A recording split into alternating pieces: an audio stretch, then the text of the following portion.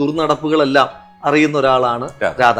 ഇവരെ ഒന്നിക്കരുതെന്ന് മാത്രം ആഗ്രഹിച്ചിട്ട് ആ കാഴ്ച കാണുമ്പം ഒരു ആശ്വാസം ഉണ്ടാകുന്ന ഒരു രാധയുടെ കഥാപാത്രമുണ്ട്. അപ്പൊ അത് തൂവാർ തുമ്പികൾ ഭയങ്കര കോംപ്ലക്സിറ്റിയുടെ ഒരു സിനിമ. പ്രേമലേഖനം എഴുതുന്ന കാലത്ത്, അന്നത്തെ കാലത്ത് നമ്മളൊരു കത്തിലൂടെ നമ്മൾ ആളെ ഇംപ്രസ് ചെയ്യാൻ ശ്രമിക്കണല്ലോ, ഇടം മൈൻഡിനെ ഇങ്ങനെ ഷെയ്ക്ക് ചെയ്യാൻ ശ്രമിക്കുകയാണല്ലോ നമ്മൾ.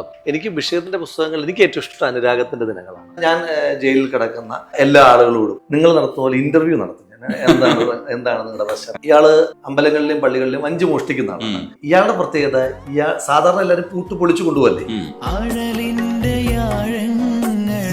ആഴലിന്റെ ആഴങ്ങളിൽ അവൾ മാഞ്ഞു പോയി, നോവിന്റെ തീരങ്ങളിൽ ഞാൻ മാത്രമായി എന്ന് പറയുന്നതിനപ്പുറം എന്താ നമുക്ക് പറയാനുള്ളത്? ഞാൻ ബോധപൂർവം പാട്ടുകളിലൂടെ ചില മൂഡ്സ് ക്രിയേറ്റ് ചെയ്യാം. മരണമെത്തുന്ന നേരത്ത് അത്രയും മനോഹരമായൊരു പ്രണയഗാനമാണ് അല്ലേ? മരണം എത്തുന്ന നേരത്ത് എന്റെ അരികിൽ നീ ഉണ്ടാകണമെന്ന് ആഗ്രഹിക്കുന്നതും, ഒടുവിൽ അകത്തേക്ക് എടുക്കുന്ന ശ്വാസത്തിന്റെ കണികയിൽ നിന്റെ ഗന്ധം ഉണ്ടാകണമെന്ന് ആഗ്രഹിക്കുന്നതും അല്ലേ? ഇവരെല്ലാവരും ചോദിക്കാൻ ആഗ്രഹിക്കുന്ന ഒരു ചോദ്യമുണ്ട്. ഞാൻ ചോദിക്കില്ല എന്ന് പറഞ്ഞപ്പോഴത്തേക്ക് അമ്മ പറഞ്ഞു. വാട്സാപ്പ് വഴി ഇംഗ്ലീഷ് പഠിക്കാൻ ഇംഗ്ലീഷ് കഫേ ഉള്ളപ്പോൾ ഇംഗ്ലീഷ് ഒരു വിഷയമേ അല്ല. English cafe presents you the perfect English. English cafe, we present you the perfect English. WhatsApp now 9633888575. Hi Rahul. Hi. Rahul മാങ്കൂട്ടത്തിലാണ് നമുക്കൊപ്പം ഉള്ളത്. ശരിക്കും രാഹുൽ ഈ കോൺഗ്രസിനകത്ത് മാത്രമല്ല ഇപ്പോൾ രാഹുലിന്റെ ഗ്ലാമർ എന്ന് പറയുന്നത്, ടോട്ടൽ ഗ്ലാമറസ് MLA ആണ്. അത് ഭയങ്കര സന്തോഷം. ഞാൻ പൊതുവെ ഇന്റർവ്യൂകൾക്ക് വലിയ താല്പര്യമില്ലാത്ത ആളാണ്, പക്ഷെ ഇതൊരു ബൂസ്റ്റായി. അതായത് ഈ നിങ്ങൾ ആദ്യമായിട്ട് നിയമസഭയെ അഡ്രസ്സ് ചെയ്യുന്ന സമയത്ത് നമ്മൾ സാധാരണ നിയമസഭാ പ്രസംഗങ്ങൾ കേൾക്കുന്നതല്ല എൻ്റെ ഇപ്പോഴത്തെ ഒരു പ്രൊഫഷൻ്റെ ഭാഗം. പക്ഷെ രാഹുൽ സംസാരിക്കുന്നത് ഞാൻ അന്ന് തന്നെ കണ്ടു എന്നുള്ളതാണ്. എന്താണ് നിങ്ങൾ അവിടെ സംസാരിക്കുന്നത്? വ്യക്തിപരമായ മെച്ചമൊന്നുമില്ല. അത് ഇപ്പോൾ ഞാനൊരു 2026 ജനറൽ ഇലക്ഷനിൽ മത്സരിച്ച് MLA ആകുന്ന ആളാണെങ്കിൽ ആ ഒരു പിന്നെ അറ്റൻഷൻ കിട്ടണം എന്നില്ല. അതും കേരളം ചർച്ച ചെയ്ത പല കാരണങ്ങൾ കൊണ്ട് ചർച്ച ചെയ്തൊരു ബൈ ഇലക്ഷനിൽ ജയിച്ച MLA എന്നുള്ള ശ്രദ്ധയാണ് ആ കിട്ടുന്നത്. അതിപ്പം ഞാനല്ല, വേറൊരാൾ മത്സരിച്ച് ജയിച്ച് വേറൊരു കോൺഗ്രസ് MLA വന്നു കഴിഞ്ഞാലും അത് തന്നെ കിട്ടും. അത് വ്യക്തിപരമല്ല, അത് ഒക്കേഷനും ആ സിറ്റുവേഷനും ഓറിയന്റഡ് ആയിട്ട് മാത്രം ഉണ്ടാകുന്ന അറ്റൻഷൻ. ഇങ്ങനെ വർത്താനം പറയാനുള്ള രാഹുലിന്റെ മിടുക്ക് കൂടെ നമുക്ക് പറയേണ്ടതുണ്ട്. ഒരു വിഷയത്തെ എങ്ങനെയാണ് എത്തിക്കേണ്ടതെന്ന് പറയുമ്പോഴും അഗ്രസീവ്നെസ് കാണിക്കുന്നിടത്തും രാഹുലിൻ്റെ ഒരു ഈ സംസാരിക്കാനുള്ളൊരു ശേഷിയുണ്ടല്ലോ, എന്ന് വെച്ചാൽ കണക്ഷൻസ് ലോജിക്കലി അത് കറക്റ്റാണെന്ന് നമുക്ക് തോന്നുന്ന രീതിയിൽ സംസാരിക്കാൻ കഴിയുന്ന, പ്രത്യേകിച്ച് ചാനൽ ചർച്ചകളിൽ. ഇതൊന്നും വ്യക്തിപരമല്ല. ആ ലോജിക്കൽ ആർഗ്യുമെന്റ്സ് നമുക്ക് പ്ലേസ് ചെയ്യാൻ പറ്റുന്നത് നമ്മൾ പറയുന്ന ഇഷ്യൂസിന്റെ ആർഗ്യുമെന്റിന്റെ അടിസ്ഥാനത്തിലാണ്. ഇപ്പം നമുക്ക് സ്വാഭാവികമായിട്ടും നമ്മൾ പ്രതിപക്ഷത്ത് നിൽക്കുന്നു, നമുക്ക് കുറച്ച് ഇഷ്യൂസിൽ, നമ്മൾ പറയുന്ന ഇഷ്യൂസിലെല്ലാം നമുക്ക് വലിയ എഡ്ജുള്ള ഒരു സമയമാണ്. ആ എഡ്ജുള്ള സമയത്തിൻ്റെതായ എഡ്ജാണ്. അത് എനിക്ക് മാത്രമല്ല, അത് എന്നെ പോലെ പ്രതിപക്ഷത്ത് നിന്ന് സംസാരിക്കുന്ന എല്ലാവർക്കും കിട്ടുന്ന ഇഷ്യൂസിന്റെ എഡ്ജാണ്. ഇനി നമ്മൾ പരിപൂർണമായിട്ട് ഡിഫൻസിൽ പോകുന്ന ഒരു ഇഷ്യൂ ആണെങ്കിൽ നമുക്ക് എന്താ ചെയ്യാൻ പറ്റും? നമുക്കൊന്നും ചെയ്യാൻ കഴിയില്ല. ഇടതടവില്ലാതെ ആൾക്കാരെ ഇങ്ങനെ പിടിച്ചിരുത്താനുള്ളൊരു മിടുക്കില്ലേ, ഇത് ശരിക്കും വായനയുടെ ബേസിൽ വന്നതാണോ? നിങ്ങളത് വിടാൻ ഉദ്ദേശിക്കുന്നില്ല? ഒരിക്കലും. പ്രസംഗിക്കുമ്പോൾ സാധാരണ എല്ലാവരുടെയും മോഡുലേഷൻ മാറാറുണ്ട്, ബാസ് മാറ്റാറുണ്ട്, ശബ്ദത്തിൽ ഒരുപാട് വ്യത്യാസങ്ങൾ വരുത്താറുണ്ട്, പ്രയോഗത്തിൽ വ്യത്യാസങ്ങൾ വരുത്താറുണ്ട്. പക്ഷെ ഞാൻ പ്രസംഗിക്കുമ്പോഴും വർത്താനം പറയുകയാണ്, ചാനൽ ചർച്ചകളിലും വർത്താനം പറയുകയാണ്. നമ്മുടെ നാട്ടിലെ ഒരു 99.99% മനുഷ്യന്മാരും വർത്തമാനമാണല്ലോ പറയുക. അതിനോട് കണക്റ്റഡ് ആകുന്ന ഒരു ഇതിന്റെ അഡ്വാൻറ്റേജ് കിട്ടുന്നതായിരിക്കും, അല്ലാതെ വേറെ അത്ഭുതമൊന്നുമില്ല. എനിക്ക് ആ മാറ്റങ്ങൾ വരുത്താൻ പറ്റാത്തതാണ്. അത് എൻ്റെ പ്ലസ് എന്നല്ല, സത്യത്തിൽ അതെൻ്റെ മൈനസ് ആണ്. എനിക്ക് മോഡുലേഷൻസ് ഒരുപാട് കഴിയില്ല. എനിക്ക് ഒച്ചയെടുത്ത് സംസാരിച്ച് കഴിയുമ്പോൾ പെട്ടെന്ന് എൻ്റെ വോയിസ് ഭയങ്കരമായിട്ട് എക്സ്പോയിറ്റഡ് ആണ്. അപ്പം അതുകൊണ്ട് എനിക്ക് പെട്ടെന്ന് ഒച്ചയടയ്ക്കും. അപ്പം അതുകൊണ്ട് ഞാൻ അതിനകത്ത് ശബ്ദത്തിലൊരു സ്ട്രെയിൻ ചെയ്യാറില്ല. അപ്പം അതങ്ങ് കാഷ്വലായി പോയതാണ്. മൈൻഡ് ബ്ലോക്ക് വരാതെ ഈ കാര്യങ്ങളൊക്കെ പറഞ്ഞ് അടയ്ക്കുക എന്ന് പറയുന്നത് ഭയങ്കര ജോലിയാണ്. അപ്പോൾ അത് പ്രാക്ടീസ് ചെയ്യേണ്ട ഒരു പരിപാടിയാണ് സത്യത്തിൽ. ഇപ്പം ചാനൽ ചർച്ചകളാണല്ലോ ഇതിൻ്റെ ഒരു മാനദണ്ഡമായിട്ട് എടുക്കുന്നത്. അപ്പോൾ ചാനൽ ചർച്ചകളിൽ പിന്നെ അടിമുടി അപ്പുറത്ത് കുഴപ്പം നിൽക്കുകയാണ്, സർക്കാരിൻ്റെ ഭാഗത്ത് കുഴപ്പം നിൽക്കുകയാണ്. അത് കേന്ദ്രമായിക്കോട്ടെ സംസ്ഥാനമായിക്കോട്ടെ. അപ്പം ഞാൻ അതിനെതിരായി സംസാരിക്കുന്ന ഒരാളാണ്. അപ്പോൾ ഈ ജനങ്ങൾക്ക് ഇതേ ആർഗ്യുമെന്റ്സ് ഉണ്ടല്ലോ. തിരിച്ച് അപ്പുറത്ത് അതിനെ ന്യായീകരിക്കേണ്ടി വരുന്ന ആളുകൾ എന്തു പറഞ്ഞാൽ ന്യായീകരിക്കുക? റീസെന്റ് ആയിട്ട് ഉണ്ടായ പ്രധാനപ്പെട്ട ഡെവലപ്മെന്റ്സ് എടുത്തു. ഞാൻ അതിൻ്റെ ഒരു പൊളിറ്റിക്സിലേക്കല്ല പോകുന്നത്. ഇപ്പം റീസെന്റ് ആയിട്ടുള്ള ഏത് ഡെവലപ്മെന്റ്, ഇപ്പം നമ്മുടെ ആശാ വർക്കർമാർക്ക് അവരുടെ ഓണറേറിയം 3 മാസമായി മുടങ്ങിക്കിടക്കുകയാണ്. ആ വിഷയവുമായി ബന്ധപ്പെട്ടൊരു ചർച്ചയ്ക്കിരിക്കുകയാണെന്ന് വിചാരിച്ചു. അതിനെ ന്യായീകരിക്കാൻ വരുന്നവർക്ക് അവരെ അധിക്ഷേപിക്കാനല്ലാതെ വേറെ എന്താ കഴിയുക? ആ അധിക്ഷേപിക്കുമ്പോൾ സ്വാഭാവികമായിട്ട് അത് ബാക്ക് ഫയർ ചെയ്യപ്പെടും. ഇപ്പുറത്ത് ആശാ വർക്കർമാരുടെ വക്താവായിട്ടാണ് ഞാൻ നിൽക്കുന്നത്. എനിക്ക് അഡ്വാൻറ്റേജസ് ആയിട്ടുള്ള പോയിന്റുകൾ മാത്രമേ ഉള്ളൂ. എന്നെ ബാക്ക് ഫയർ ചെയ്യുന്ന ഒറ്റ പോയിന്റ് പോലും ആ വിഷയത്തിനകത്തില്ല. അതൊക്കെ സബ്ജക്ട് ഓറിയന്റഡ് ആണ്. അത് ചിലപ്പം നാളെ മാറിയേക്കാം. ചെറുപ്പത്തിൽ തന്നെ ജയിലിൽ കിടക്കാനുള്ള അവസരം ഉണ്ടാവുന്നു. അപ്പം ജയിലിൽ കിടക്കാനുള്ള അവസരം എന്നാണ് ഞാൻ പ്രയോഗിക്കുന്നത്. അപ്പോൾ ഒരു 5 പ്രാവശ്യം ജയിലിൽ കിടക്കുമ്പോൾ ശരിക്കും ഗ്ലാമർ കൂടുകയാണ് ചെയ്യുന്നത്. അത് നോക്കുക, ഒരു പൊതുപ്രവർത്തകനെ സംബന്ധിച്ച് ആ ജയിൽവാസം എന്ന് പറയുന്നത് സംഭവിക്കുന്നത് ഒരു ഗ്ലാമറസ് ആയിട്ടുള്ള ഒരു സ്പേസിലേക്കാണ് പോകുന്നത്. കാരണം ഒരു സമരത്തിന്റെ ഭാഗമായിട്ട് നമ്മൾ അനുഭവിക്കുന്ന ഒരു തീവ്രതയുടെ ആഴം പറയുന്നത് നമ്മൾ 5 പ്രാവശ്യം ജയിലിൽ കിടന്നത്. ഇതൊരു മെച്ചമാണ്. ഇതിനകത്തൊരു രസം എന്താണെന്ന് വെച്ചാൽ അനുഭവം മാത്രമല്ല, അതിനകത്ത് ഒരു സമരമാണ്, നമ്മൾ നിരന്തരമായി സമരം നയിക്കുന്ന ഒരാളാണെന്നുള്ളൊരു ഫിഗർ വന്നിട്ടുണ്ട്. ഇത് പലപ്പോഴും നമ്മൾ പ്രയോഗിക്കുമ്പോൾ നമുക്ക് അനുകൂലമായി തന്നെ നമ്മൾ പ്രയോഗിക്കാൻ ചില സ്ഥലങ്ങളിൽ ശ്രമിക്കുകയും ചെയ്യും. അതൊരു വിജയമല്ലേ ആ ജയിൽ കിടക്കൽ? ഒരു പൊതുപ്രവർത്തകനെ സംബന്ധിച്ചിടത്തോളം സ്വാതന്ത്ര്യത്തിന് മുൻപുള്ള ഇന്ത്യയുടെ കാലം തൊട്ട് ജയിലിൽ കിടക്കുക എന്ന് പറഞ്ഞൊരു പൊതുപ്രവർത്തകന്റെ ഒരു പ്രധാനപ്പെട്ട എക്സ്പീരിയൻസ്. അത് നമുക്ക് ഒരു വലിയ അനുഭവമാണ്. ജയിലെന്ന് പറയുന്നത്, പിന്നെ നമ്മളിപ്പം ഇന്ത്യക്ക് സ്വാതന്ത്ര്യം കിട്ടിയെന്ന് പറയുമല്ലോ. അപ്പോൾ ഇന്ത്യക്ക് സ്വാതന്ത്ര്യം കിട്ടി 2025 ആണ്ടിൽ നിൽക്കുമ്പോൾ നമ്മൾ വിചാരിക്കും എന്താ ഈ സ്വാതന്ത്ര്യം എന്താണെന്ന് വിചാരിക്കും. ഒരു തവണ ജയിലിൽ പോകുമ്പോൾ നമുക്ക് മനസ്സിലാകും എന്താണ് സ്വാതന്ത്ര്യം എന്ന്. കാരണം നിങ്ങൾക്കിനിയും എന്തെല്ലാം ഉണ്ടെന്ന് പറഞ്ഞാൽ, നിങ്ങളിപ്പം ഒരു പൊതുപ്രവർത്തന സമരത്തിന്റെ ഭാഗമായിട്ടാണ് ജയിലിലേക്ക് പോകുന്നത്, ഏതാനും ദിവസങ്ങൾക്കുള്ളിൽ നിങ്ങൾ പുറത്തേക്ക് പോകുമെന്നറിയാം. പക്ഷേ നിങ്ങൾ പെട്ടെന്ന് നിങ്ങളുടെ എല്ലാ സ്വാതന്ത്ര്യവും, നിങ്ങളുടെ മൂവ്മെന്റ്സ് എല്ലാം ഭയങ്കരമായി ലിമിറ്റ് ചെയ്യപ്പെടുകയല്ലേ. ഒരു 4 ചുമരിലല്ലേ നിങ്ങളുടെ മൂവ്മെന്റുകളെല്ലാം പറ്റുള്ളൂ. നമുക്ക് സമയം നോക്കാൻ കഴിയില്ല, സമയം മാറുന്നത് നമ്മൾ അറിയുന്നില്ല, നമുക്ക് ഒരു തരം എന്റർടൈൻമെന്റും ഇല്ല, നമുക്ക് പുറംലോകമായിട്ടൊരു ബന്ധവുമില്ല. അപ്പൊ അങ്ങനെ കഴിയേണ്ടി വരുന്നൊരു സാഹചര്യം. എന്നിട്ട് നമ്മളോടൊപ്പം കിടക്കുന്നവരെ നമ്മൾ ജീവിതത്തിൽ ഒരിക്കലും ഒന്ന് കമ്മ്യൂണിക്കേറ്റ് ചെയ്തിട്ടില്ലാത്ത ആളുകൾ, അതിൽ തന്നെ ഒരു 90% ഹാർഡ് കോർ ക്രിമിനൽസ് ആണല്ലോ. അതിൽ കൊലപാതകികൾ ഉണ്ടാകാം, ലഹരി കടത്തിയ ആളുകൾ ഉണ്ടാകാം, മറ്റു പല കേസുകളിലും പെട്ടിട്ടുള്ള ആളുകൾ ഉണ്ടായിരിക്കാം. അപ്പൊ ഇവരോടൊപ്പമാണ് നമ്മൾ കിടക്കേണ്ടി വരുന്നത്. നമ്മൾ ജീവിതത്തിൽ ഇപ്പം നമ്മൾ എപ്പോഴേലും കള്ളനെ കാണേണ്ടി വരും എന്ന് വിചാരിക്കുന്നുണ്ട്. കള്ളനെ കാണേണ്ടി വരിക എന്ന് പറഞ്ഞാൽ നമ്മളെ ഭയങ്കരമായിട്ട് പേടിപ്പിക്കുന്ന, ഇപ്പൊ നമ്മുടെ വീട് അപഹരിക്കാൻ വരുന്ന ആളാണല്ലോ കള്ളൻ. നമ്മളെ പേടിപ്പിക്കുന്ന ഒരു മൊമെന്റ് ആണ്. നമ്മൾ കുറെ കള്ളന്മാരുടെ കൂടെയാണ് കിടക്കേണ്ടി വരുന്നത്. അപ്പൊ അതൊക്കെ എന്ന് പറഞ്ഞാൽ വേറൊരു തരം എക്സ്പീരിയൻസ് ആണ്. ഒരു പൊതുപ്രവർത്തകന്റെ ജീവിതത്തിൽ നിർബന്ധമായിട്ടും ഒരു ജയിൽവാസം ഉണ്ടാകണം. അത് ഏത് കാലഘട്ടത്തിലും, ഇപ്പൊ പുതിയ കാലഘട്ടത്തിൽ പറയും ജയിലിൽ പോകുന്നൊന്നും അല്ല എന്ന് പറയാം. എന്നാലും പുതിയ കാലഘട്ടത്തിലായാലും നമ്മളൊരു സമരം, അതൊരു നമ്മുടെ സമരത്തിന്റെ ഇന്റൻസിറ്റിയാണ് നമ്മളൊരു ഇഷ്യൂ ഏറ്റെടുത്തു. ഇപ്പം ഞാൻ ആദ്യമായി ജയിലിൽ പോകുന്ന കോളേജിൽ പഠിക്കുന്ന സമയത്ത് ഇഷ്യൂ ആണ്. 18 വയസ്സ്. അത് കോളേജിൽ പഠിക്കുമ്പോഴാണ് ജയിലിൽ പോകുന്നത്. അതൊരു സമരത്തിന്റെ ഇഷ്യൂ ആണ്. എന്നെ വീട് വളഞ്ഞ് അറസ്റ്റ് ചെയ്ത് കൊണ്ടുപോകുന്നത് അമ്മമാരുടെ പെൻഷന് വേണ്ടിയിട്ട് സമരം ചെയ്യുന്നത്. ആ സമരത്തിന്റെ പേര് നമ്മൾ ജയിലിൽ പോകുക എന്ന് പറഞ്ഞാൽ നമുക്കൊരു അഭിമാനത്തോട് കൂടിയിട്ടല്ലേ നമ്മൾ ചെയ്യുന്നത്. ഒരു എക്സ്പീരിയൻസ്. ഈ ജയിലിനകത്ത് എന്നിട്ട് ഇപ്പൊ രാഹുൽ ആദ്യം ചെല്ലും പോലെയല്ല രണ്ടാമത് പോകുന്നത്. രണ്ടാമത് കുറച്ചുകൂടെ എക്സ്പ്ലോറേഷൻ മൈൻഡ് ഉണ്ടാവും. അപ്പൊ ഈ ബാക്കിയുള്ളവരടുത്തൊക്കെ സംസാരിച്ചിട്ട് അവരുടെ ഒരു മാനസികാവസ്ഥയൊക്കെ അറിയാൻ ശ്രമിച്ചിട്ടുണ്ടോ? അല്ല, ഞാൻ നന്നായി ആളുകളോട്, ഇപ്പം ജയിലിൽ കിടക്കുമ്പോൾ ഞാൻ പറഞ്ഞല്ലോ, ജയിലിൽ കിടക്കുമ്പോൾ നമുക്ക് ആകെ ഒരു എന്റർടൈൻമെന്റ് എന്ന് പറയാവുന്ന പുസ്തകം വായിക്കുക എന്നുള്ളതാണ്. അതിനപ്പുറം എന്തെങ്കിലും സാധിക്കുമെങ്കിൽ അത് ഈ ആളുകളോട് ഇന്ററാക്ട് ചെയ്യുക എന്നുള്ളതാണ്. അപ്പം ഞാൻ ജയിലിൽ കിടക്കുന്ന എല്ലാ ആളുകളോടും ഇപ്പം നിങ്ങൾ നടത്തുന്ന പോലെ ഇന്റർവ്യൂ നടത്തും. ഞാൻ എന്താണ് നിങ്ങളുടെ പശ്ചാത്തലം, പിന്നെ അതുമായി ബന്ധപ്പെട്ട്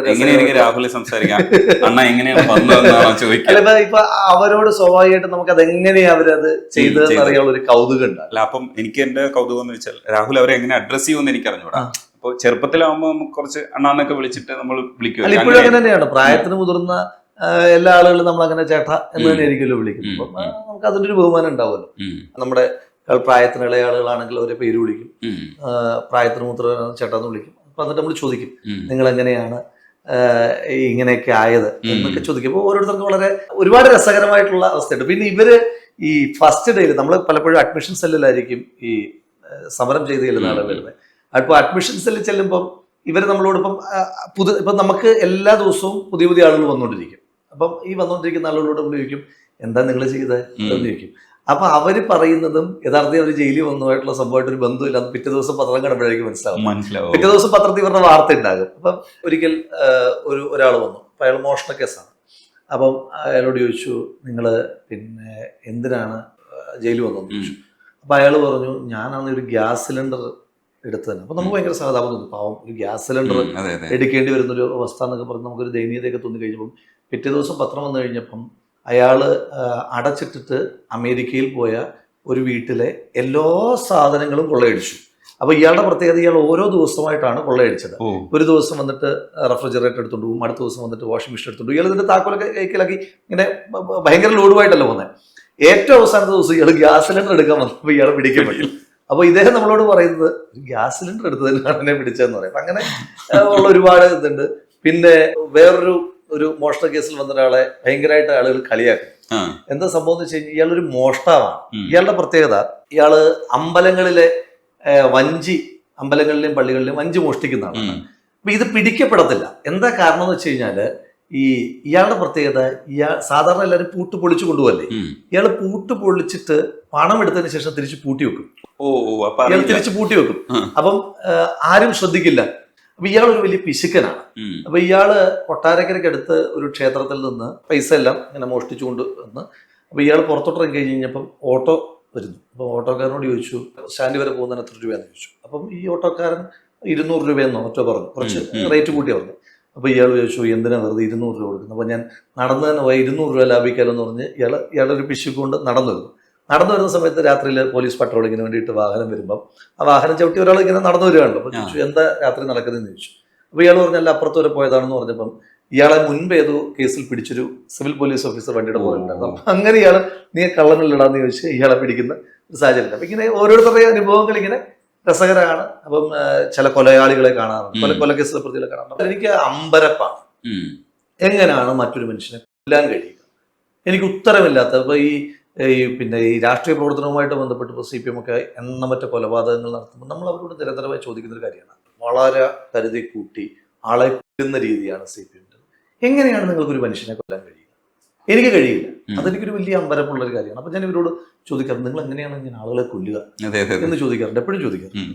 രാഹുലിന്റെ മനസ്സോ, ഇപ്പൊ ഞാനൊക്കെ ആണെങ്കിൽ ഒരു കള്ളൻ പവിത്രൻ അതിനകത്തുണ്ടോ എന്ന് നമ്മൾ തെരയില്ലേ. നമ്മൾ ഈ പത്മരാജന്റെ സിനിമകളെ കാണുമ്പോൾ നമ്മുടെ മനസ്സിനകത്ത് കള്ളൻ പവിത്രൻ അറിയാലോ, ഭയങ്കര നിഷ്കളങ്കമായിട്ടുള്ള നമ്മൾ കള്ളനെ സ്നേഹിച്ചു പോകുന്ന ഒരു അവസ്ഥയുണ്ട്. അപ്പൊ നമ്മളെപ്പോഴും അങ്ങനെയാണ് മനുഷ്യരോട് എപ്പോഴും സഹാനുഭൂതിയോടുകൂടി പെരുമാറാനായിരിക്കും ഇഷ്ടപ്പെടുന്നത്. ഇവരിലൊക്കെ ഒരു നന്മ കണ്ടെത്താനും ഒക്കെ ശ്രമിക്കും. അല്ല, കുറേയേറെ ആളുകളെ ഞാനതിനെ ഏതെങ്കിലും ഒരു വാക്ക് എൻഡോഴ്സ് ചെയ്ത് കഴിഞ്ഞാൽ അത് ആ ക്രൈമിനെ എൻഡോഴ്സ് ചെയ്യും എന്നുള്ളത് കൊണ്ടാണ് ഞാൻ അതിലേക്ക് കിടക്കാത്തത്. എങ്കിൽ പോലും ചില ആളുകളുടെ ജീവിത സാഹചര്യങ്ങൾ കൊണ്ടുണ്ടാകുന്ന ക്രൈമുണ്ട്. അപ്പം ക്രിമിനൽ മെന്റാലിറ്റിയോട് കൂടി തന്നെ രണ്ടും ഒന്ന് തന്നെയാണ്. Crime is crime. അത് മോഷണമായാലും കൊലപാതകമായാലും എന്തായാലും ക്രൈം ഈസ് ക്രൈം. പക്ഷെ ചിലരുടെ ജീവിത സാഹചര്യം കൊണ്ടുണ്ടാകുന്ന ക്രൈം ഉണ്ട്.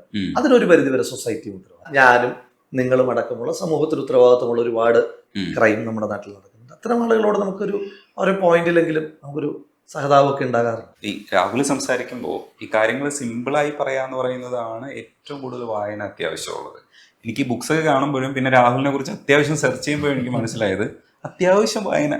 ആ വാക്കാണ് കറക്റ്റ്. അത്യാവശ്യം വായനയുടെ ആളാണ് ഞാൻ. അപാരമായ വായന. അത്യാവശ്യ വായന എന്ന് പറഞ്ഞാൽ റാം കെയർ ഓഫ് ആനന്ദി വായിച്ചിട്ടുണ്ടാവും, ബഷീറിന്റെ പ്രേമലേഖനവും വായിച്ചിട്ടുണ്ട്. എന്ന് വെച്ചാൽ ഇങ്ങനെ നിരന്തരമായി വായിച്ചുകൊണ്ടിരിക്കുന്ന ഒരു ആളാണ് രാഹുൽ എന്നാണ് എനിക്ക് മനസ്സിലാവുന്നത്. പക്ഷെ അങ്ങനെയല്ല, ഞാനൊരു ഒരു വലിയ വായനക്കാരൻ.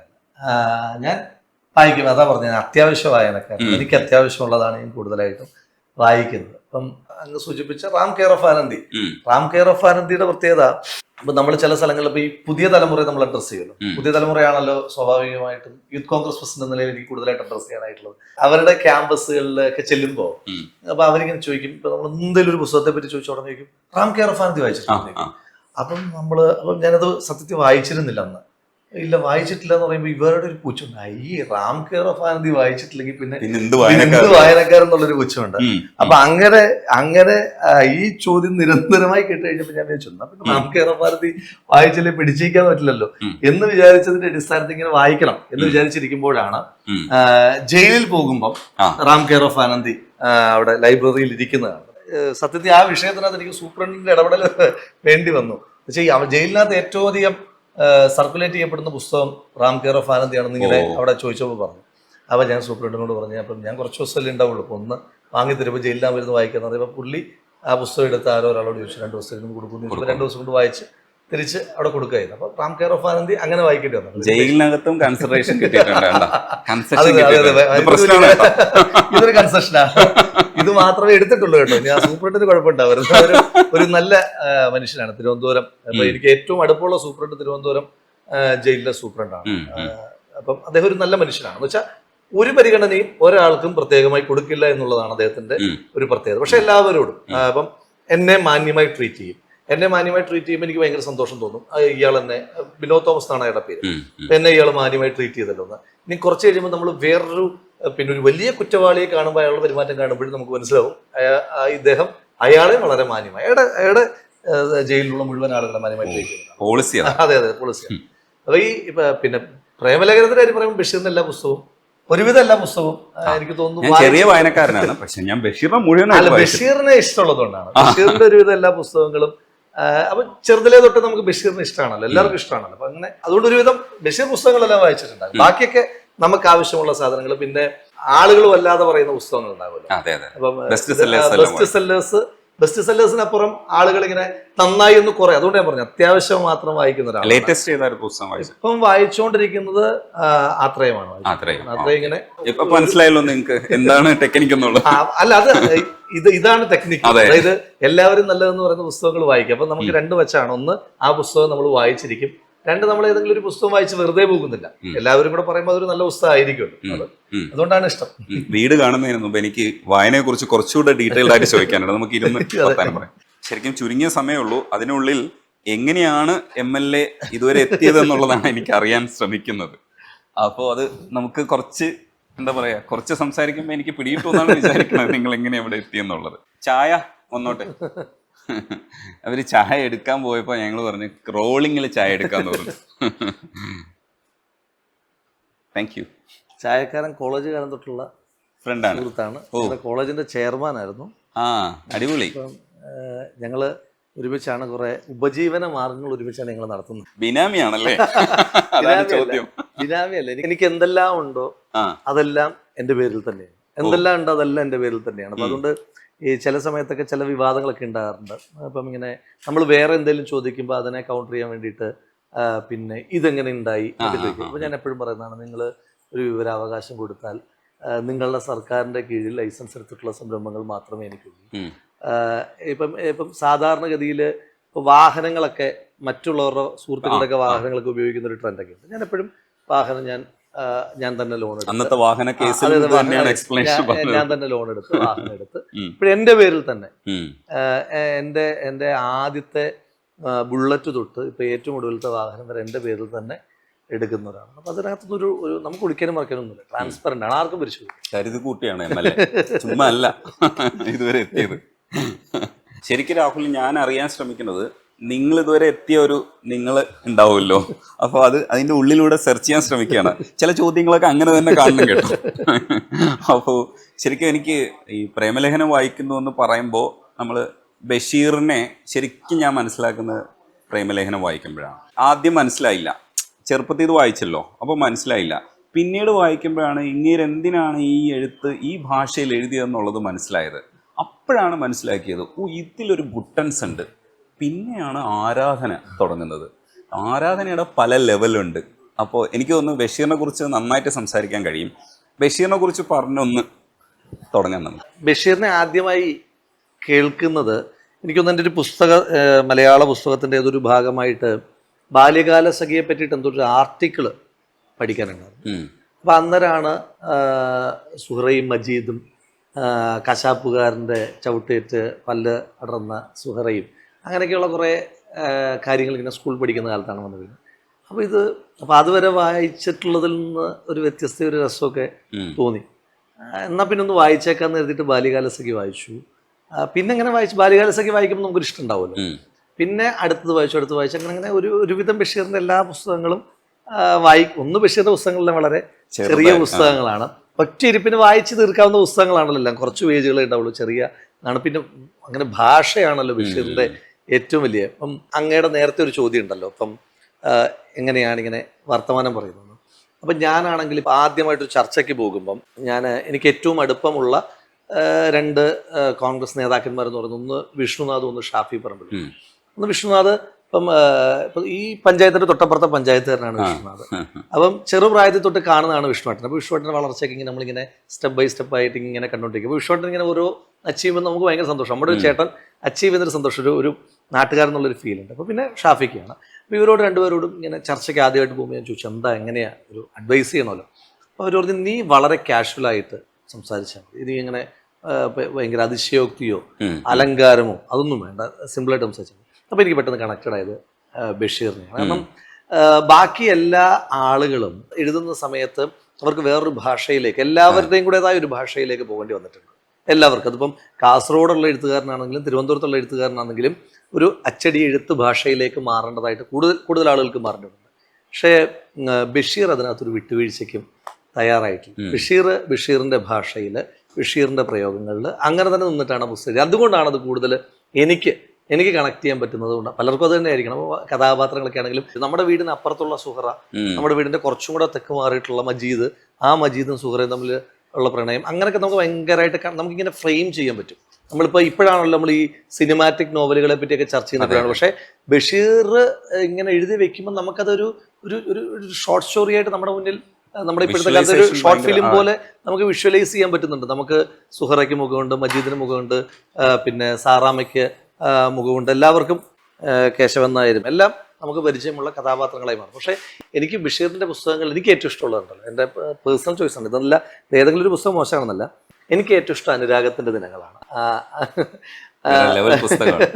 അനുരാഗത്തിൻ്റെ ദിനങ്ങൾ ഈ ബഷീറിൻ്റെ പുസ്തകങ്ങളെ പറ്റി പറയുമ്പം ചേർത്ത് പറയുന്ന ഒരു പുസ്തകമല്ല അനുരാഗത്തിൻ്റെ ദിനങ്ങൾ. എപ്പോഴും പറയുന്നൊരു പേരല്ല അനുരാഗത്തിൻ്റെ ദിനങ്ങൾ. ബാക്കിയെല്ലാം എൻ്റെ ഉപ്പായ്ക്ക് ഒരു ആന ഉണ്ടായിരുന്നു എന്നും ബാക്കിയെല്ലാം പറയപ്പെടുമ്പോഴും അനുരാഗത്തിൻ്റെ ദിനങ്ങൾ അധികം പറഞ്ഞ് ഞാൻ കേൾക്കാത്തോണ്ടാണോ എന്നറിയില്ല.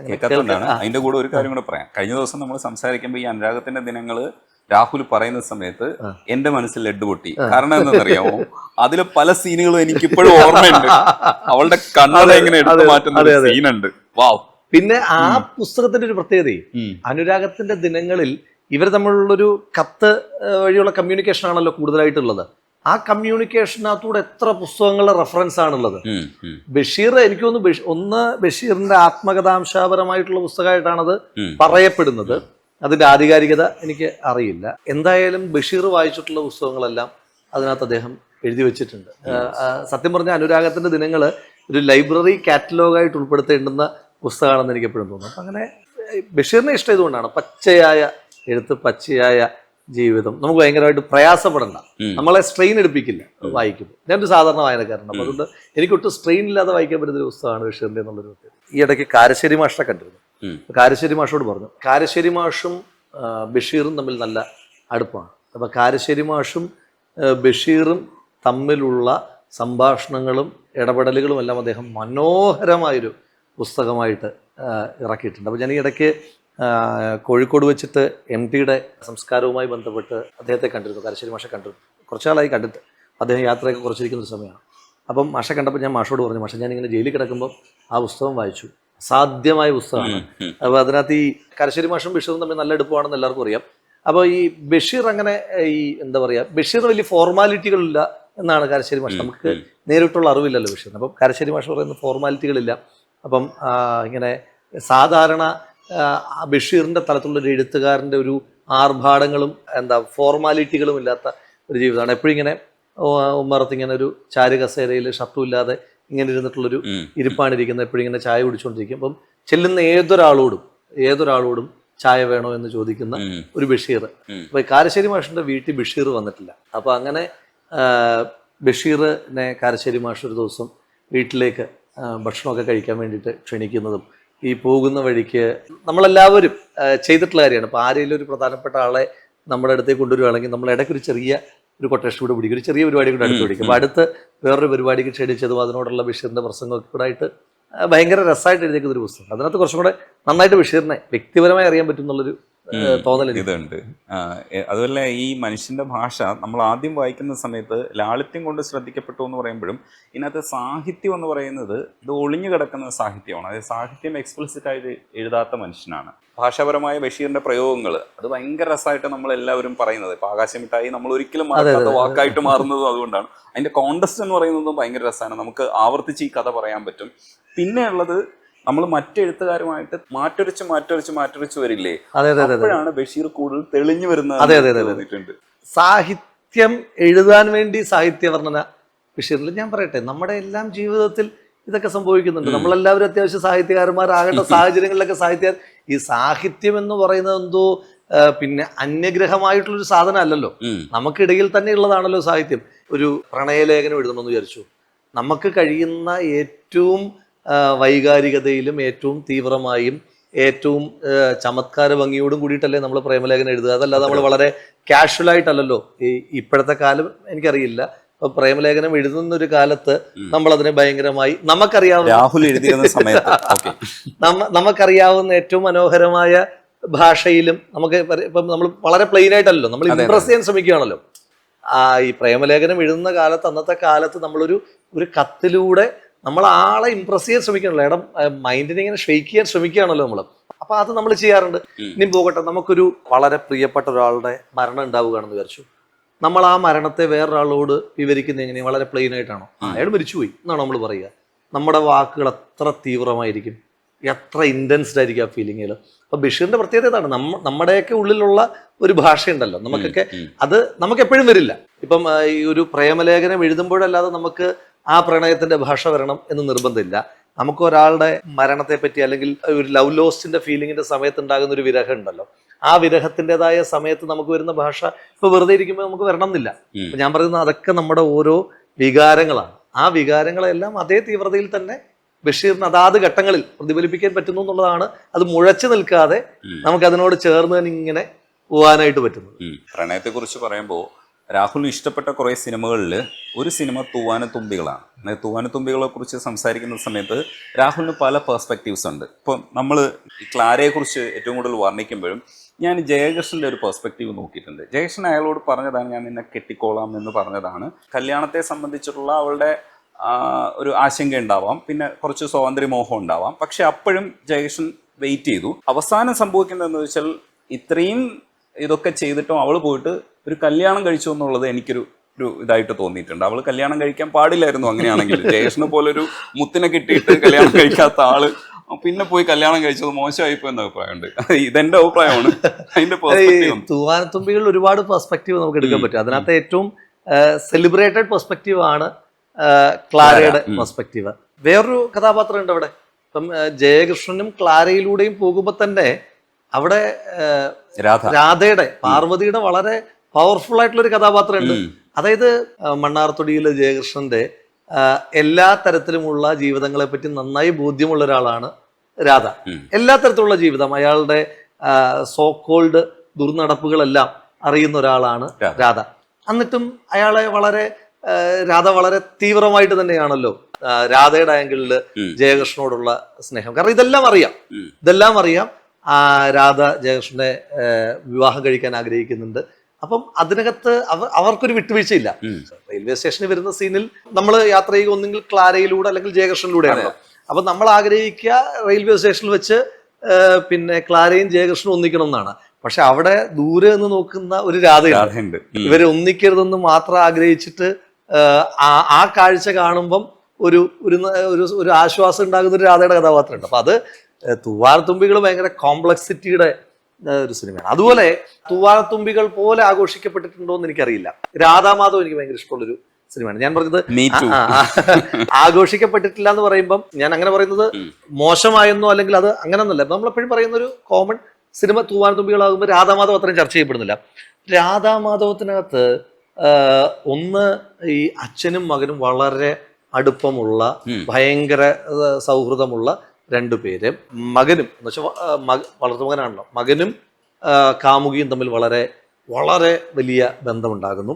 ഈ അച്ഛനും രണ്ടാം ഭാര്യയും തമ്മിൽ, തിലകനും ഗീതയും തമ്മിൽ വളരെ സ്നേഹബന്ധം, തിലകനും ജയറാമും തമ്മിൽ നല്ല ബന്ധം. അപ്പം ഇതെല്ലാം ഉള്ളപ്പോഴും ഈ അച്ഛൻ്റെ രണ്ടാം ഭാര്യയായ ഗീതയും ജയറാമിന്റെ കഥാപാത്രവും തമ്മിൽ ഒരു വലിയ സ്നേഹബന്ധം ഉണ്ടാകുന്നുണ്ട്. ഒരു അങ്ങേയറ്റം ഒരു മാതൃപുത്ര സ്നേഹമാണ് അവർക്കിടയിൽ രൂപപ്പെടുന്നത്. പക്ഷെ ഇത് രണ്ടാനമ്മ ആയതിന്റെ പേരിൽ മാത്രം ഇത് തെറ്റിദ്ധരിക്കപ്പെടുന്ന ഒരു കോംപ്ലക്സിറ്റി ഉണ്ട്. അപ്പൊ അതിന്റെ പേരിൽ ഉണ്ടാകുന്ന ഒരു ഭയങ്കര എന്താ പറയുക ഒരു ഭയങ്കര സിനിമയാണ് രാധാമാധവ്. എനിക്ക് ഭയങ്കരമായിട്ട് ഇഷ്ടമുള്ള ആ ജോണറിൽ ഇറങ്ങിയിട്ടുള്ള ബാക്കി എല്ലാ സിനിമകളും ഒരുപാട് ആഘോഷിക്കപ്പെട്ടപ്പോൾ അത്ര കണ്ട് രാധാമാധവ് ആഘോഷിക്കപ്പെട്ടിട്ടുണ്ടോ എന്ന് ചോദിച്ചാൽ എൻ്റെ ശ്രദ്ധയിൽ അങ്ങനെ പെടാത്തതുകൊണ്ടാണോ എന്നറിയില്ല, അങ്ങനെ ഉണ്ടായിട്ടില്ല. പക്ഷെ എനിക്ക് ആ സിനിമ ഭയങ്കരമായിട്ട് ഇഷ്ടമുള്ള സിനിമയാണ്. ആ സമയത്ത് ഒരുപാട് സിനിമകളുണ്ടല്ലോ. എല്ലാ സിനിമകളും ഇങ്ങനെ ഭയങ്കര രസമാണ്. ഇപ്പോഴത്തെ സിനിമകൾ മോശമാണെന്നല്ല, ഇപ്പോഴത്തെ സിനിമകൾ വളരെ രസമാണ്. രാഹുൽ അത് പറയുമ്പോൾ അത് ഹരി ചിറ്റയെ കാണാൻ വേണ്ടി വരുന്ന സീൻസുകളിൽ സത്യത്തിൽ ഞാനൊക്കെ ചെറുപ്പത്തിൽ കാണുമ്പോൾ എനിക്ക് അഫെക്ഷൻ ആയിരുന്നു അവരോട് തോന്നിയത്. അതായത് ഹരിക്ക് അങ്ങനെ ഒരു അഫെക്ഷൻ ഉണ്ടാവും എന്നാണ് എൻ്റെയും മനസ്സ് ചിന്തിച്ചത്. അപ്പം അഫെക്ഷനേറ്റായിട്ട്, പക്ഷെ എന്നാൽ പേടിയുണ്ട്, ഇതെന്താണ് ഏതാണ് നമുക്ക് തന്നെ അറിയാത്തൊരു സിറ്റുവേഷൻ ഉണ്ട്. അങ്ങനെ തന്നെ ലോഹിതാസ് എഴുതിയിരിക്കുന്നത് ലോഹിതാസ് ആണല്ലോ. ആ വഴിയിലൂടെ നമ്മൾ നയിച്ചു. അപ്പൊ ഹരിയും ചിറ്റയും കൂടെ കാണാൻ വേണ്ടിയിട്ടുള്ള സീൻസ്, അതിന് വേണ്ടിയിട്ടാണ് ഞാൻ കാത്തിരുന്നത് ആ ടൈമിൽ. പക്ഷെ ഇന്ന് വേറൊരു പെർസ്പെക്റ്റീവ് ആയിരിക്കും നമുക്ക് ഉണ്ടാവുക. നമുക്കൊരു പേടിയും ഇവർ തമ്മിൽ വേറൊന്നും ആകരുത് എന്നുള്ളൊരു ആഗ്രഹവും ഒക്കെ നമുക്ക് ആ സമയത്ത് രൂപപ്പെടും. എന്നിട്ട് ഇവർ കണ്ടാൽ എന്തായിരിക്കും എന്നൊക്കെ ഉള്ളൊരു ഒരുപാട് കാര്യങ്ങളുണ്ടല്ലോ. ഞാൻ എന്താ പറഞ്ഞത്, ഈ കോംപ്ലക്സിറ്റീസ്, റിലേഷൻഷിപ്പ് കോംപ്ലക്സിറ്റീസിനൊക്കെ ഭയങ്കര മനോഹരമായിട്ട് പ്ലേസ് ചെയ്തിട്ടുള്ളൊരു സിനിമയാണ്. എനിക്ക് ഭയങ്കര ഇഷ്ടമുള്ളൊരു സിനിമയാണ്. ഞാൻ ഈ അടുത്തിപ്പോൾ കണ്ടിട്ട് കുറേ ആയെങ്കിലും ഞാൻ ഒരുപാട് തവണ കണ്ടിട്ടുള്ളൊരു സിനിമയാണ്. ഈ തൂവാനത്തുമ്പികളെ കുറിച്ച് ചർച്ച ചെയ്തപ്പോൾ, ഈ തൂവാനത്തുമ്പികളിൽ ഈ ക്ലാര പറയുന്നത് മലയുടെ മുകളിൽ നിൽക്കുന്ന സമയത്ത് ആ ഒരു മുറിവിനോട് മാത്രം ബന്ധമുള്ള ചങ്ങല, അപ്പം ആ കണ്ണി എന്ന് പറയുന്നത് ലാലേട്ടന്റെ ക്യാരക്ടറാണല്ലോ, ആ കണ്ണിയോട് ജയേഷനോട് മാത്രം, ഒരു മുറിവിനോട് മാത്രം, മുറിവിലെ ആ കണ്ണിയോട് മാത്രം ബന്ധമുള്ള മുറിവാവാൻ ഞാൻ ആഗ്രഹിക്കുന്നു എന്നാണ് അവൾ പറയുന്നത്. അത്രയേറെ ജയേഷനെ ഇഷ്ടപ്പെട്ടിട്ടും ജയേഷൻ ഒത്തിരി പറയുന്നുണ്ട്, 3-4 തരത്തിൽ ക്യാൻവാസ് ചെയ്യുന്നുണ്ട്, എന്നിട്ടും അവള് പിടികൊടുക്കുന്നില്ല. എന്നിട്ട് അവള് ഈ സ്വതന്ത്രമായി പോകുന്നുണ്ട്. അപ്പോഴും അയാൾ ആരാധിച്ചിരുന്നു എന്ന് പറയുന്ന ജയകൃഷ്ണന്റെ ഒരു മനസ്സുണ്ട്. അപ്പൊ ആ ജയകൃഷ്ണൻ ആ സമയത്തും ഈ രാധ വരുമ്പോഴും ഒക്കെ ജയകൃഷ്ണൻ അവളെ തന്നെ സ്വപ്നം കണ്ടിരിക്കുക, അവൾ വീണ്ടും വരുമെന്ന് തന്നെ ജയകൃഷ്ണൻ അവസാനം വരെ പ്രതീക്ഷിക്കുന്നുണ്ട്. ആ പ്രതീക്ഷിക്കുന്ന ജയകൃഷ്ണന്റെ ഒരു നിഷ്കളങ്കതയുണ്ട്. ജയകൃഷ്ണൻ അതർ സൈഡ് വേറെ നമ്മൾ ചർച്ച ചെയ്യേണ്ടതുണ്ട്. പക്ഷെ നമുക്ക് കാണിച്ചു തന്ന ഒരു ജയകൃഷ്ണന്റെ ഒരു സോഫ്റ്റ് ആയിട്ടുള്ള ഒരു സൈഡ് ഉണ്ട്. പലരുമായും ബന്ധമുള്ള ഒരാൾക്കും ഏതെങ്കിലും ഒരാളോട് വളരെ സിൻസിയർ ആയിരിക്കും എന്നുള്ളതിന്റെ ഒരു ക്യാരക്ടറാണല്ലോ ജയകൃഷ്ണനിലൂടെ കാണുന്നത്. അപ്പം എത്ര പ്രണയം ഉണ്ടാകുന്ന മനുഷ്യന്മാർക്കും ഒരു പ്രണയം വളരെ സിൻസിയർ ആയിരിക്കും എന്നുള്ളത് വളരെ നോർമൽ ആയിട്ടുള്ളൊരു ഒരു ചിന്താഗതിയാണല്ലോ അത്. അതിൻ്റെ ഒരു ക്ലൈമാക്സ് സീനിൽ നമ്മൾ ഇനിയും കൺവിൻസ്ഡ് അല്ലാത്ത പോയിന്റ് ഉണ്ട്. അത് ക്ലാര ആ തീരുമാനം എടുക്കുന്നത് ക്ലാരയ്ക്ക് വേണ്ടിയിട്ടാണോ, ജയകൃഷ്ണന് വേണ്ടിയിട്ടാണോ, അതോ പിന്നെ രാധയ്ക്ക് വേണ്ടിയിട്ടാണോ, അതോ ഇനിയും സോമന്റെ ക്യാരക്ടറിനോട് തോന്നുന്ന ഒരു സഹാനുഭൂതി കൊണ്ടാണോ? കാരണം അങ്ങനെ ഒരു എമ്പതി ഉള്ള ഒരു ക്യാരക്ടറായിട്ടാണല്ലോ ത്രൂ ഔട്ട് ക്ലാര അതിനകത്ത് പിക്ചറൈസ് ചെയ്യുന്നത്. അപ്പൊ അത് ഈ 4 പേരിൽ ആർക്ക് വേണ്ടിയിട്ടാണ്? ഇതൊന്നും അല്ലാതെ സൊസൈറ്റിക്ക് വേണ്ടിയിട്ടാണ്. അപ്പൊ അത് നമുക്കിപ്പോഴും കൺവിൻസ്ഡ് അല്ല ഏത് പോയിന്റിലാണ് ആ തീരുമാനം എടുക്കുക എന്ന്. ഒരുപക്ഷെ എഴുത്തുകാരനല്ലാതെ വേറെ ഒരാൾക്കും അറിയില്ലായിരിക്കും. ചിലപ്പോൾ അദ്ദേഹവും ചിന്തിച്ചിട്ടുണ്ടാകില്ല. അദ്ദേഹവും എഴുതിയപ്പോൾ ഇത് എന്തിനു വേണ്ടിയിട്ടാണ് ഈ തീരുമാനം എടുക്കുന്നതെന്ന് ചിന്തിച്ചിട്ടില്ലാത്ത ഒരു കാര്യമായിരിക്കും. പക്ഷെ ഒരു മൾട്ടിപ്പിൾ ഡയമെൻഷൻസ് ഉണ്ട് എന്തിനാണ് ആ തീരുമാനം എന്നുള്ളൊരു ഒരുപാട് ഡയമെൻഷൻസ് ഉണ്ട്. അതിന്റെ പാട്ടുകളെ കുറിച്ച് സംസാരിക്കുമ്പോൾ ശ്രീമാരൻ തമ്പി സാർ എഴുതിയ ആരാരെ ആദ്യം ഉണർത്തി ആരാരുടെ നോവ് പകർത്തി എന്നാണ്, ആരാരുടെ ചിറകിൽ ഒതുക്കി അറിയില്ലല്ലോ എന്നാണ് എഴുതിയിരിക്കുന്നത്. അപ്പൊ അതിന്റെ വ്യാഖ്യാനം എന്ന് പറയുന്നത് നമ്മൾ നടത്തി നോക്കുമ്പോൾ പ്രണയത്തെക്കുറിച്ചാണ് പറയുന്നത്. അപ്പം ആരുടെ നോവ് പകർത്തി, അപ്പൊ ആ നോവ് എന്ന് പറയുന്നത് ഒരു ത്തിലൂടെ ഉണ്ടായ ഒരു നോവാണ്. അപ്പൊ അതെന്താണ് എന്നുള്ള ചോദ്യം മാർക്ക് കേട്ട് സംസാരിക്കും. അതിലെ പാട്ട് മനോഹരമാണ്, എല്ലാ പാട്ടും മനോഹരമാണ്. അതിനേക്കാളൊക്കെ അതിന്റെ ബാക്ക്ഗ്രൗണ്ട് സ്കോർ, പ്രത്യേകിച്ച് എനിക്കൊന്ന് തൂവാനത്തുമ്പികൾ ഇറങ്ങിയിട്ട് കുറഞ്ഞതൊരു 4 പതിറ്റാണ്ടിനോട് എടുക്കുന്നുണ്ടല്ലോ തൂവാനത്തുമ്പികൾ ഇറങ്ങിയിട്ട്. അപ്പൊ ഈ 4 പതിറ്റാണ്ട് എടുക്കുമ്പോൾ ഇന്നത്തെ കാലത്തെ ഇൻസ്റ്റാഗ്രാം റീൽസിലും മഴയെപ്പറ്റി സംസാരിക്കാൻ, പ്രണയത്തെപ്പറ്റി സംസാരിക്കാൻ മദർ സുപ്പീരിയറിന് കത്തെഴുതുമ്പോഴത്തെ ഇതാണല്ലേ ആ ബാക്ക്ഗ്രൗണ്ട് സ്കോർ. അതേ ബാക്ക്ഗ്രൗണ്ട് സ്കോർ തന്നെ ഉപയോഗിക്കപ്പെടുന്നു എന്ന് പറഞ്ഞു കഴിഞ്ഞാൽ അത് പിന്നെ എത്ര ലാസ്റ്റിംഗ് ആണ്. പാട്ടുകൾ നമുക്ക് ലാസ്റ്റ് ചെയ്യുന്നത് നമുക്ക് കുറെ കൂടെ കൺവിൻസ്ഡ് ആണ്. കാരണം അത് ആ മൊമെന്റിന്റെ ഒരുപാട് ഇന്റൻസിറ്റിയെ കാണിക്കാനായിട്ട്, ഡയലോഗുകളെ ചുരുക്കാനായിട്ട്, ഒരു വലിയ തീമിനെ നമുക്ക് മുന്നിൽ അവതരിപ്പിക്കാനൊക്കെ ആയിട്ട് പാട്ടിന്റെ വരികളുണ്ടല്ലോ നമ്മുടെ മുന്നിൽ. ഇത് നമുക്ക് ഇപ്പം എനിക്ക് പാടാൻ അറിയില്ലാത്ത ഒരാളാണ്. അപ്പം ഞാൻ പാടുന്നില്ലേ. അപ്പം ഈ പാടാൻ അറിയാൻ പാടില്ലാത്ത ഒരാൾക്കും പാട്ട് പറയാൻ പറ്റും. ബാക്ക്ഗ്രൗണ്ട് സ്കോർ പറയാൻ പറ്റില്ലല്ലോ. ബാക്ക്ഗ്രൗണ്ട് സ്കോർ ആ താളത്തിൽ തന്നെ മ്യൂസിക് ഇട്ടാൽ മാത്രമേ ആ ബാക്ക്ഗ്രൗണ്ട് സ്കോർ ഉണ്ടാവുള്ളൂ. പക്ഷെ ഇപ്പോഴും ഇത് സംസാരിച്ചുകൊണ്ടിരിക്കുമ്പോൾ മുഴുവൻ എൻ്റെ മനസ്സിൽ ഇങ്ങനെ ആ ബാക്ക്ഗ്രൗണ്ട് സ്കോർ ഇങ്ങനെ കിടന്ന് കളിച്ചുകൊണ്ടിരിക്കുകയാണ്. അപ്പൊ അതൊരു ഭയങ്കര മാജിക്. ആ ബാക്ക്ഗ്രൗണ്ട് സ്കോർ ഒരു മാക്സിമം ജോൺസൺ മാഷ് ലെവൽ പെരുമ്പാവൂർ സാറാണ് ചെയ്തത്. ജോൺസൺ മാഷ അൾട്ടിമേറ്റ്. അത് അടിപൊളി പരിപാടിയാണ്. അതെ അതെ. ഈ യുവാക്കളുടെ പലതരത്തിലുള്ള സിറ്റുവേഷൻഷിപ്പ് എന്നൊക്കെ പറയില്ലേ, അപ്പൊ അരിക എന്ന് പറയുന്ന ആപ്പ്, അപ്പം ഇതിനൊക്കെ പറ്റിയിട്ടുള്ള അഭിപ്രായങ്ങളിൽ ഓരോരുത്തർക്കും ഓരോ അഭിപ്രായം ഉണ്ടാവും. അപ്പം എനിക്ക് സ്പെസിഫിക് ആയിട്ട് ചോദിക്കാനാണെങ്കിൽ ഇപ്പൊ അരിക ആപ്പില് രാഹുൽ മെമ്പർ അല്ല എന്ന് വിചാരിക്കുന്നു. അതെന്താ മെമ്പർ ആവാത്ത? അല്ല, ഈ ഞാൻ പറഞ്ഞതേ ഇതൊന്നും പുതിയ കാര്യമല്ല. ഇതൊന്നും പുതിയ കാര്യമല്ല. ഇപ്പൊ അതിനെ ഒന്ന് ഒരു ആപ്പിലൂടെ കൊണ്ടുവന്നു എന്നുള്ളതേ ഉള്ളൂ. അതിനുവേണ്ടി ഒരു ആപ്പ് വന്നു എന്നുള്ളതേ ഉള്ളൂ. അപ്പൊ ഞാൻ പറയട്ടെ, അപ്പം എന്താ ഇത് പറയുന്നത്? ഓരോരോ കാലഘട്ടത്തിലെ പല പല ബന്ധങ്ങളെ പറ്റിയിട്ടാണല്ലോ പറയുന്നത്. ഇപ്പം അതിങ്ങനെ അരികെ പറയുമ്പോഴാണ് നമുക്ക് ഇതൊരു ശരിയാണോ എന്ന് തോന്നുന്നത്. ഇങ്ങനെ ഒരാൾക്ക് പല കാലഘട്ടത്തിൽ പല ബന്ധങ്ങളാകാൻ പാടുണ്ടോ എന്ന് ചോദിക്കുന്നത് അത് എത്ര സ്വാഭാവികമായിട്ടാ മറ്റേ ചേരൻ ഓട്ടോഗ്രാഫിൽ ചെയ്തിരിക്കുന്നത്. ഓട്ടോഗ്രാഫിൽ ഇത് തന്നെയല്ലേ. ഓട്ടോഗ്രാഫിൽ സ്കൂളിൽ പഠിക്കുമ്പം ഒരു ബന്ധം, അത് കഴിഞ്ഞിട്ട് കോളേജിൽ പോകുമ്പം വേറൊരു ബന്ധം, അത് കഴിഞ്ഞിട്ട് തൊഴിൽ അന്വേഷിച്ച് നടക്കുമ്പോഴത്തേക്കിന് ഇതൊന്നുമല്ലാത്ത ഒരു ബന്ധം, അത് കഴിഞ്ഞ് പിന്നീട് ഒരു സൗഹൃദം, ഇനി ഇതൊന്നുമല്ലാത്ത, ഞാൻ ഓട്ടോഗ്രാഫ് കണ്ടിട്ടില്ലാത്ത ആർക്കെങ്കിലും സ്പോയിലർ ആകുന്നില്ല, ഇതൊന്നുമല്ലാത്ത ഒരാളെ കല്യാണം കഴിക്കാനായിട്ട് തീരുമാനിച്ചിട്ട് കല്യാണം വിളിക്കാനായിട്ട് ഈ സ്കൂളിൽ പഠിച്ച ആളെ തൊട്ട് കാണാൻ പോകുന്നൊരു യാത്ര. പല ബന്ധങ്ങളല്ലേ. അതെ അതെ. അതിലേതെങ്കിലും നമുക്കൊരെണ്ണം അസ്വാഭാവികമായിട്ട് തോന്നിയോ? ഒരെണ്ണം പോലും നമുക്ക് അസ്വാഭാവികമായിട്ട് തോന്നുന്നില്ല. നമുക്കതിനകത്തെ ഓരോ പ്രണയങ്ങളോടും നമുക്കും പ്രണയമുണ്ട്.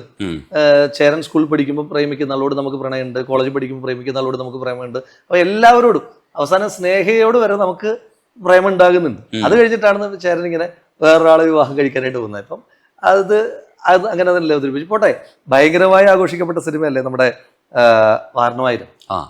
വാരണമായിരത്തിൽ എന്താ, സൂര്യക്ക് മേഘ്നയോട് ഉണ്ടാകുന്ന ഒരു വളരെ വലിയ ബന്ധം, ഭയങ്കരമായിട്ടുള്ള ഇൻറ്റൻസ് ആയിട്ടുള്ള പ്രണയം, അതിനുശേഷം വളരെ അപ്രതീക്ഷിതമായിട്ട് മേഘ്ന കൊല്ലപ്പെടുന്നു. അപ്പൊ നമ്മൾ വിചാരിക്കുന്നത് ഇതോടുകൂടി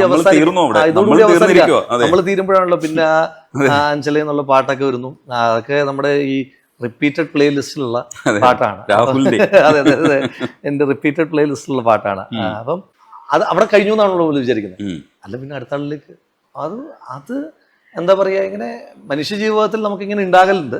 അതിപ്പോ അരികെയൊക്കെ വന്നു കഴിഞ്ഞപ്പോൾ അതിനൊന്ന് ആപ്പാക്കി എന്നുള്ളതല്ലാതെ അത് സംഭവിക്കുന്നുണ്ട്.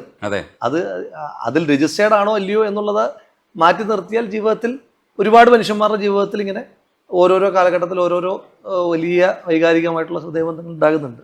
നമ്മൾ ആ സിനിമ കണ്ടുകൊണ്ടിരിക്കുമ്പോ ആ സമയത്ത് നമ്മളും ചത്തിരിക്കുകയാണ്. അതെ അതെ അതെ. പക്ഷെ മറ്റവളെ പ്രേമിച്ചു തുടങ്ങുമ്പോൾ അതെ അതെ, മറ്റേ കൊച്ചിനെ നമ്മൾ മറന്നു. ഒടുക്കത്തെ ഇപ്പൊ നമ്മൾ അനൽമേലെ പനിത്തുള്ളിയാണ് ഏറ്റവും. ഞാനൊക്കെ റിപ്പീറ്റ്, ഞാൻ എത്ര പ്രാവശ്യം കണ്ടു എന്ന്. ഞാനത് എന്റെ റിപ്പീറ്റഡ് എന്ന് പറഞ്ഞു കഴിഞ്ഞാല് ഞാൻ ബോധപൂർവം പാട്ടുകളിലൂടെ ചില മൂഡ്സ് ക്രിയേറ്റ് ചെയ്യാറുണ്ട്. ഇപ്പൊ ഞാൻ ഇങ്ങനെ ബോധപൂർവ്വം ഇങ്ങനെ രാത്രിയിൽ ഇങ്ങനെ വെറുതെ ഇരിക്കുമ്പോൾ, അല്ലെങ്കിൽ പിന്നെ രാവിലെ എഴുന്നേറ്റ ഉടനെ ഞാനങ്ങ് തീരുമാനിക്കും ഒരു ലോസ്റ്റ് മൂഡ് ഒന്ന് വേണം എന്ന് തീരുമാനിക്കുമ്പോൾ ഞാനിങ്ങനെ 3-4 പാട്ട് ഇങ്ങനെ റിപ്പീറ്റഡ് ആയിട്ട് ഇങ്ങനെ. അപ്പൊ ആദ്യം അഞ്ജല എന്നുള്ള പാട്ട്, വർണ്ണമായിരത്തിലെ പാട്ട് കേൾക്കും. അത് കഴിഞ്ഞിട്ട് ആഷിഖ് 2-ലെ ഹിറ്റ് പാട്ടുകൾ വേറെ ആണെങ്കിലും ഭുലാദേന മുച്ച എന്നുള്ള പാട്ടുണ്ട്. അപ്പൊ അതിനുശേഷം നേരെ ആ പാട്ടിടും. അതിനുശേഷം അഴലിന്റെ ആഴങ്ങളിലൊന്നിടും. പിന്നെ എന്നിട്ട് അവസാനം ഈ മരണം എത്തുന്ന നേരത്ത് നീ എന്റെ അരികിൽ എന്നുള്ള പാട്ട്. രാഹുലിന്റെ പ്രണയിനികൾക്ക് മൊത്തം ഉൾപ്പെടുന്ന പാട്ടുകൾ പറഞ്ഞു. ഇൻസ്റ്റ അഴലിന്റെ ആഴങ്ങൾ പറഞ്ഞു, വാരണമായിരം പറഞ്ഞു, അതേപോലെ തന്നെ ആഷിഖ് 2 പറഞ്ഞു. അപ്പം എല്ലാവർക്കും സാധ്യതയുണ്ട്, ആരും പിന്മാറരുത്. അങ്ങനെയല്ല, അത് നമുക്കൊരു ഫീല് ക്രിയേറ്റ് ചെയ്യുന്നത്. നമുക്ക് തന്നെ ചിലപ്പോൾ തോന്നും. ഇന്ന് ഞാൻ നാട്ടിലുണ്ട്, തിരുവനന്തപുരത്ത് ആശാ വർക്കർമാരുടെ സമരമൊക്കെ ആയിട്ട് ബന്ധപ്പെട്ടിട്ട് വന്നതാണ്.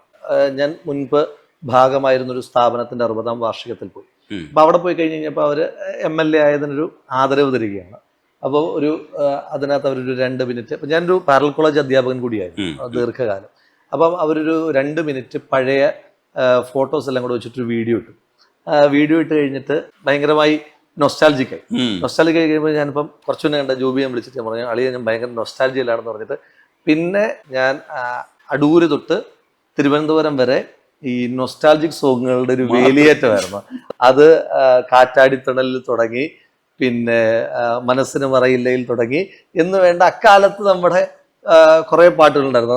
നമ്മുടെ നൊസ്റ്റാൾജിക് കളക്ഷൻസിലുള്ള മുഴുവൻ പാട്ടുകൾ. അപ്പം എൻ്റെ കൂടെയുള്ള ആളുകൾ എന്ന് പറയുന്നത്, അപ്പം ഞാൻ 90s കിഡും അവരെല്ലാം 2K കിഡ്സുമാണ്.